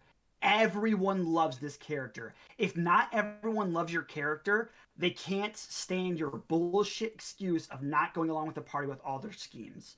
right? So you got to make sure everybody loves them, just like everyone loves Sasuke. Die. I think this one's pretty simple. A die is what you roll at the table. So characters die. They roll dice. That's what happens. If. Now, what is if? What is if not an opportunity? You understand? An if is your opportunity to roll a die. But you got to make sure that it's a die that always rolls the same number. Because otherwise, they. Enough said. R. Like the letter R, but also the word R, as in R's. R. Edgelord. R. Sasuke. R. Zoro. They're all R's. You'll notice the letters are red because of communism. It's all R's. Everything. Killed. Any questions on this slide? Please ask questions. I have a question. Have you ever died? That's a great question, and I'm glad you asked. Examples of great backstories. Fish. I want you to look at all these slides. I'm going to go through you one by one. I want to tell you what is one thing that's shared between all these slides. Shu, can you start? Honestly, they all have a great backstory. That's what I think they all have in common. That's a really good guess, but that's wrong. Sorry, Mud, do you have a guess? Yeah, I see a lot of I see a lot of you know, life in this image. So I'm gonna say life. Oh, and you know, I can see where you're coming from. That's also wrong. Miguel? I'm guessing that you want wrong. your character... Code, what do you see in these pictures? One word. Vor. Damn it. I was gonna say. Vor! There we go. That is also incorrect. Sid, Damn it. What do you see in these pictures? The lack of hats. The lack of hats. I don't really know why you guys didn't get this. I thought it was pretty simple. I thought I was making it obvious what was going on in all of these. But, you know what? I guess this slide was a waste. Credit. Half credit? Half credit for me. I mean, they all share an example. They're all great backstories. I feel like you guys really aren't. I'm just going to move on from this slide. An example of a weak, awful, awful backstory. What is going on in this picture, Sid? My backstory. That's correct. And I'm insulted that you would put this in here. That is correct. Sid, can you explain what your backstory is in this picture? No, quite frankly, I'm a little embarrassed. All right, I'll do it. I'll do it for you. So what's going on in this picture? Well, you see, I'm just a blue grung. That's all I am from where I come from. Just a blue grung. I thought it was my duty to protect my people and learn how to protect my community. I served under the Red Grungs as an acolyte. Well, they're acolytes, but I learned a little bit about what was going on with them. But my sister was not a blue grung. She was gold. She was a gold grung. And a gold grung means... Okay, well, I think this has gone on long enough. Oh, wait, hold on. Any questions on this? Yeah, why does that character sound so terrible? I'm glad you asked. Role-playing. He lacked role-playing. That's the issue. Remember, no fantasy RPG is complete without a healthy dose of role-playing. What does role-playing mean? It's when you roll blunts at the table. If you're not rolling blunts at the table, you're not playing drugs and dementia. Now, what is playing? Well, that could be anything. You need players at the table, don't you? Pimps. That's one sort of player. You can see T'Challa there because he is the ultimate pimp. You tell me one woman in Wakanda who would not want to be with T'Challa. One. Give me a name, please. Sister. All right, also known as kneading. In some cultures, this beautiful act of creation is one of the most important steps in creating bread that is both silky and soft, while simultaneously holding a firm structure. Who here knows about bread? Me? I don't. Could you please explain bread to me? Best food. It's I copy easy. and pasted this from the Wikipedia, and I still don't understand. Miguel, please. Breadsticks from Pizza Hut are really good. So if That's you why I'm asking you. You seem to have a lot of experience with breadsticks, and I just want you to explain to me what the fuck is it? It's I can yeast. explain it. Oh yeah, go Shoot, ahead. please. Go ahead. All right, so breadsticks, or as they're also known as bread, is basically the concept of time is non-existent. Oh. That makes Remember to sense. choose your favorite type of dough when role playing. It's important to pick your dough. Why, Sue? Since you know bread so well. Oh, it's important to pick your dough because if you don't pick your dough, then time actually becomes existent, and we don't want that. Yeah, that's not good. And also if you pick pretzel dough, your time might get all twisted. Yeah. My favorite's challah bread because it reminds me of T'Challa. As I said previously, this all goes into each other. You need a pimp like T'Challa to get your bread for you because T'Challa knows where the bread bitches be. You understand? Wakanda forever, am I right? Any questions on this one? What's your favorite type of bread? Oh, I'm glad you asked. The DM. The DM is my favorite type of bread. What does DM stand for? Let's see if we can learn from this slide. The Dungeon Maestro. That's just one demonstration of Dungeon Maestro for DM. Ever rolls dice. If he ever rolls dice, or they, as we said earlier, characters killed if they are killed. I'm sorry, die. I can't believe I messed up a classic quote like that. It means they hate you or are trying to murder you. That's just the plain facts of it. If the Dungeon Maestro rolls dice, they're trying to murder you. Your goal as a player is to make sure you roll all the dice. Because when you roll the dice, you're in control. And if you're not rolling dice, you can't persuade the other party members into killing each other and ruining everybody's night like you're supposed to. This is a Sunday, goddammit. We're not supposed to have fun. The situation can be difficult to maneuver. So you should either try to kill God himself or just quit and never play with this group again. I recommend the latter because when you're DM, you are God. It stands, after all, for deity man. That's what it stands for. At least that's what it is at my table. You'll see this little snippet here on the right to demonstrate what I'm talking about. There are two things I know about D&D players. One, they love making characters. Two, they hate when the DM starts rolling dice for no reason. And I have to... Oh, fuck, I have to pee. Hold on.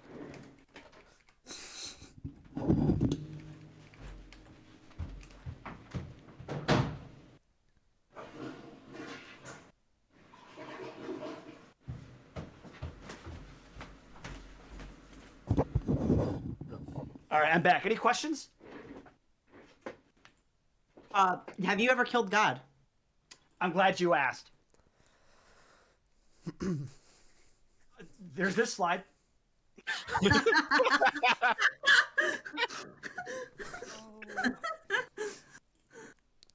Oh no. Let me go ahead and read it for you. Can Athak actually read a neck of did Athak zal as Nadra Isirk as translate ill? If Rumsirk da secret as D&D Tolaz always surprise everyone, includoras yourself. Kalu Nathak don't learn your Kareth skills, Nard, abilities, din Kezin e session. Athak won't salaz, worry about spoileros. Yourself, Mord, Ramal, if at Plaros. Can anybody tell me what language this is? This is Klingon, obviously. Dude, no, what the hell? This is obviously... Okay, I'm Mexican-American. I can say that this is definitely Spanish, if not Spanish, Portuguese. They look very similar, you know? Any suggestions on what we should write here? Let's get... I like your shoelaces. Oh yeah, do that one, All right, I like your shoelaces. I like your shoelaces. Let's go ahead and go for the reciprocal of that. Thanks. I stole them from the president. Thanks. I stole them from the president. It's very similar to English, this language. Let me try a classic one. Now, this obviously means a lot coming from this. And it's an important phrase that we all need to remember. Characters die if they are killed. Characters die, Kulin, they have killed. Remember that. Say it with me. Characters die, Kulin, they have killed. Okay, one more time. Characters die, they killed. There we go. I'm glad everybody's on the same page here. Let's go back to my PowerPoint. We've got a few more here. Oh, actually, I apologize. Any questions? Den Kizen E-Session? Thank you so much for that question. I'm glad you asked. Battling. In Dungeons for Dragons, you will sometimes have to fight other enemies. It may be a monster, a character, a dragon master, or even other players, especially other players. We'll get to that in a moment. It is always a fight to the death. Your stats determine the outcome. You roll a d17 against the enemy's d17. The lower number wins, as that means they didn't hit you. And then roll a predetermined number of alphabet dice. Now you want to roll alphabet dice because if you roll on a T, you die, just like that fucking letter should. This is decided and agreed upon before the battle. The letter coincides with the damage you do. A means awesome, B means bad, T means cunt, and so on and so forth. It all goes like that. It's like a 5th grade grammar. All of these words you could find any 10-year-old kid saying. Awesome, bad, cunt, Norwegian. If you or the enemy takes 3 or more negative letters of damage, that person loses. Now, what is a negative letter, you may ask? Well, a negative letter is a letter that is in your name. Because all names are negative, and we should be using code names, like we do in real life. Sid doesn't go by Sid, because that's his name. He goes by Sid because that's his username on Twitch. Ciidious, with 2 eyes. You call him Sid, he'll die in sunlight. It might be because he's a vampire, but also because you said his name. We also got Shu. I don't think that's your real name. Mud. I don't know. Miguel. Definitely not your real name. That's ridiculous. In code. These are all usernames. I obviously go by Stratos because if everybody called me Sean, I'd wither away into dust. That's just how it is. Also, always be careful when moving into an enemy's range as they will use their reaction to perform an attack of opportunity against you. Everyone is an Hello? Oh, thank God. Okay. Someone said my name in chat, and I was withering away until Sid corrected them. Okay. Any questions on this slide? Yeah, what happens when a mom and dad love each other very much? I'm glad you asked. Weapons.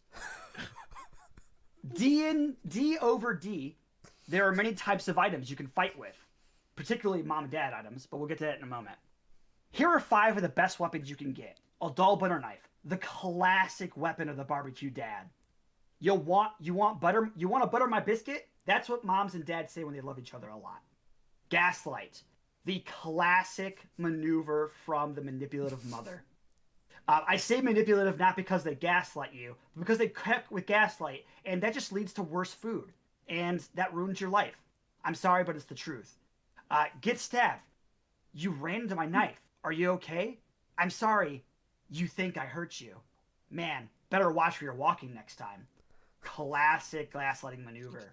You see, when you're cooking with gas stoves, you only cook human flesh. That's just the case. If you're using a gas stove, you're a cannibal. Eraser. Nothing hurts more than being told you didn't say what you actually said. This is classic. This is absolutely classic. I don't think I need to elaborate. Paper. Paper cut. Enough said. I need to elaborate on this one. Now, paper is made from wood. What does wood come from? Trees. Where do trees come from? The dirt. Where does dirt come from? The elements. Remember the elemental class we mentioned earlier? That has nothing to do with this. I just really like that class. Now, paper is a mulch of wood, which means you can't actually just cut down a tree and get paper. There's a whole process involved. If you're anti-GMO, don't use paper. If you're against vaccines, don't use paper, because that is processed material. And processed things will kill you. Paper cuts. Now it's enough said. Nail clippers. Y'all ever cut too far down when cutting your nails? That shit fucking hurts. You ever seen that scene from Black Swan where she peels back the skin of her finger? Classic stuff. That is the maneuver. That's the one I fall back on. Because, well, I bite my nails all the time, and it's a really nasty habit. And I think I've grown an immunity to that pain. I just sort of live in that suffering with my finger skin peeling off. And I look at it and I think, why does it look so tasty? Is it because my mom cooked on a gas stove and made me a cannibal? Any questions on this slide? How does human flesh taste? I'm glad you asked. Battle maps. This doesn't answer your question. I just wanted to move on, and that was a great segue. In D&D, you have to follow the rules and make sure combat lasts at least 4 hours. Look, this is a Saturday night. We can play all the way until Sunday night. That's what we're here for. We only have one day to play because your bullshit friend wants to play a holy night and you actually want, or a priest, my apologies, I got things mixed up. It's all similar to me. They want to play priest and you have to play on Sunday because of their fucking schedule. I don't know. Maybe I should stop playing with elementary schoolers. The battle map always allows everyone to be on semi-adjacent pages where everyone is located. You can see where everyone is at all times. Typically, it's sectioned into 143.761 centimeter squares. That's square centimeters, of course.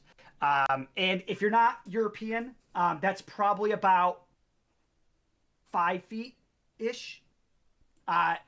Normal characters can only reach another character or enemy within 1 square. So you have to be within about 5 feet of each other. This is classic Dungeons & Dragons. A superior character can attack literally anywhere they desire because fuck you.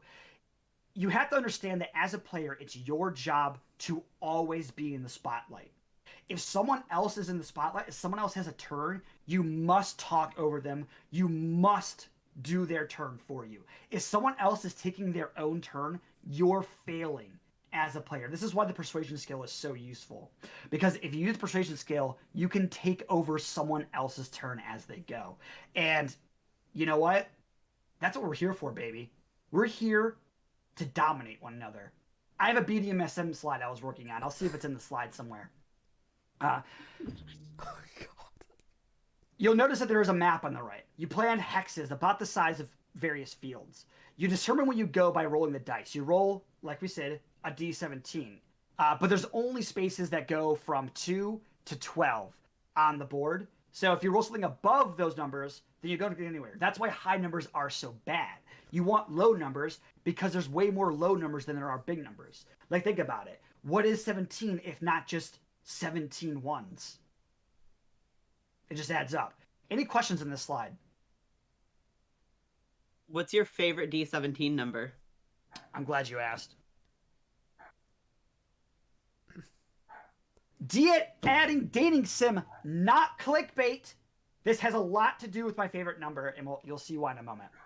Dung for Dragons also has a feature where you play as a human in a whimsical world where everyone else is a dragon, but you. I know you've seen the art. I know you've seen the art. And I know what you do when you see that art online. Miguel, I'm talking to you. No, I mean, go on with your presentation, please. I will. You will then have the chance to romance the dragons if you roll a 69 on the D100. That's a typo. That should be a D101. I don't know what happened. The D101 is a 101-sided dice that has every letter from every alphabet exactly once on it. That costs $8,000 and smokes weed in your bathroom constantly. Role-playing, like I said earlier. You can only purchase on eBay from sellers with a rating of 80% or below, as high-quality sellers value their customers' quality of life. eBay is fantastic for D&D, because when you go on eBay, you're already losing your life. And that's what D&D is here for, to lose your life more. It's essentially a soft relief from the pain that is existence. You no longer have to chew on your nails. You no longer have to worry about role-playing. You no longer have to worry about humans, because you have dragons here to befriend. You might notice there's a character on the side here. His name is Strungus. I love Strungus. I'm not afraid to say it. Me and Strungus go way back. Way back. Any questions on this slide? Is Strungus single? I don't have control on the server. Sid, can you please kick Miguel from the voice chat? No. Please. No. I'm not adhering to any of your requests today. I'm glad you asked, Miguel. There's a dialogue box here to sort that out. Flair the Toasty. Oh my. Could it be you're craving my cake? Many men have died trying to get a taste of these scrumptious cakes. I thought it was another dialogue box. That answers my question. Sean, you know what to say. Don't be a coward. Thank you, Sean. I needed to hear that. You see, what is this scene that you see in front of you? You might think this is a courtroom. The man's holding a small hammer. A very small hammer. To which I can relate. But there's a giant staff in the background. What does the staff represent? Shu, what does the staff represent? I think the staff represents our say in things. It's blocked off, so we have no say in anything here. That's correct. That's why it says, Sean, you know what to say. And what does it have to say? Nothing. And for the end here, I think it's important that we watch this.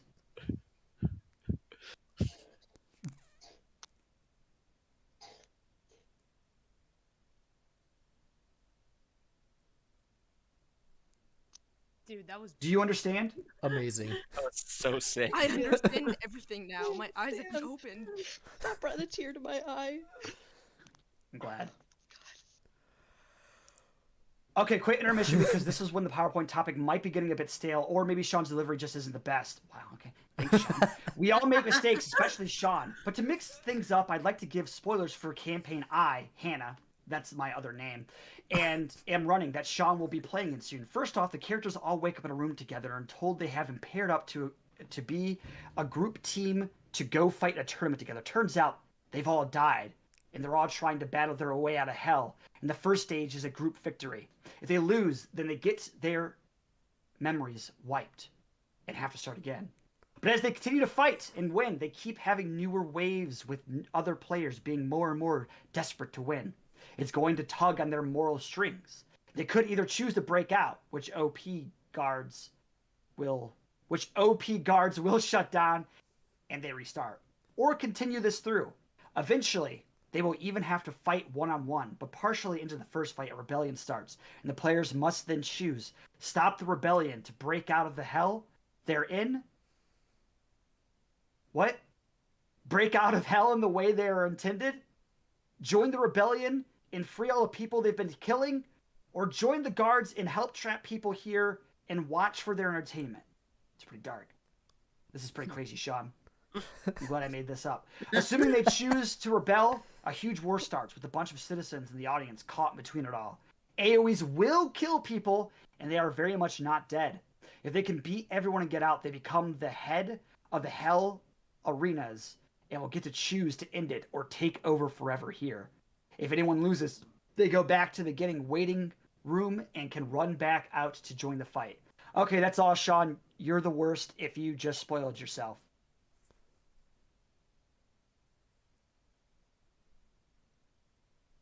I can't believe you did this, Sean. Any questions? How long are the transitions between slides?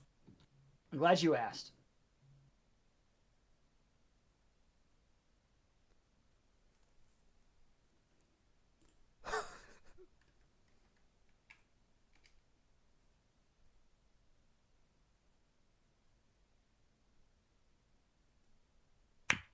Oh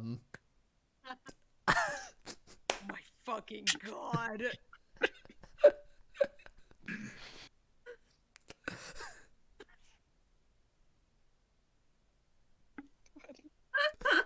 Perfection. Ranking my characters based on how good they are at. Mario Party. No. You lied to me. Oh my god. Oh my fucking god. Why?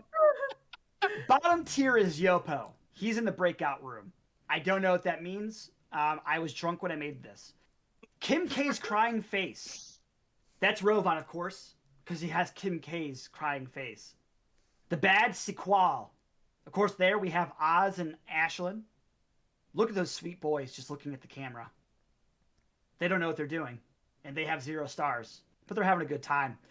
Warm chocolate chip cookies on a winter day is Freshly. Freshly is also in the Harry Styles tier because I couldn't, separate them. Freshly is just too good at Mario Party and everything for that matter. Freshly is probably the best at everything in D&D. There's also Correa and Elijah in the Harry Styles tier.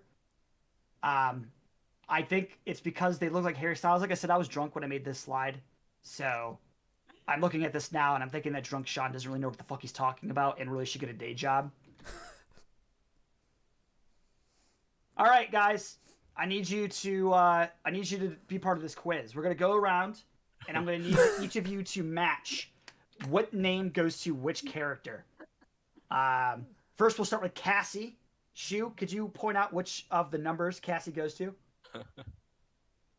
Actually, this is a trick question. They're all named Harry Styles. I hate to break it to you. That's correct. Moving on. Next, I'd like to share this 8-hour video of a one-shot I DM'd.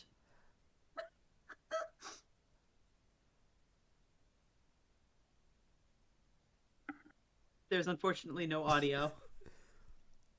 That's very strange. I want to hear what's think happening. It's supposed to be like that. I don't think there's supposed to be audio, actually. We can just make up our own audio. Yeah. Yeah. Can we lip sync over this? Oh, the arrow keys don't work. So hold on. Let's assign roles. I'll be me, of course. Sid, could you be Josh here in the top left corner? Yeah, He's the sure. one currently talking. Okay. Shu, you could be James. Okay. Miguel, you could be Lauren. Cool. Code, you could be Hannah. And Mud, you can be Scotty here. All right, let's go. Forgot my name. Hi, I forgot my name, but I'm not talking. Well, I am, so, you can stop. Oh, okay. I see how it is. I'll just stop talking now. Yeah, I'll stop talking when someday. I'll stop talking eventually. Maybe. I'm laughing so hard. I'm really enjoying the gray box on screen. I really think it's Oh man. I can't believe Oh Sean my just God. did that. This is such a shocking turn of events. This is way too... You can tell because I'm laughing so hard. Okay. There we go. You got wonderful This was- job, guys. Let's give them all a round of applause, chat, for the performance they just did. I didn't hear any of it because I can actually hear the audio of the YouTube video, but I'm probably best not having heard it. So let's move on. In conclusion, we're all D&D monsters. Beautiful. And here are the cited works.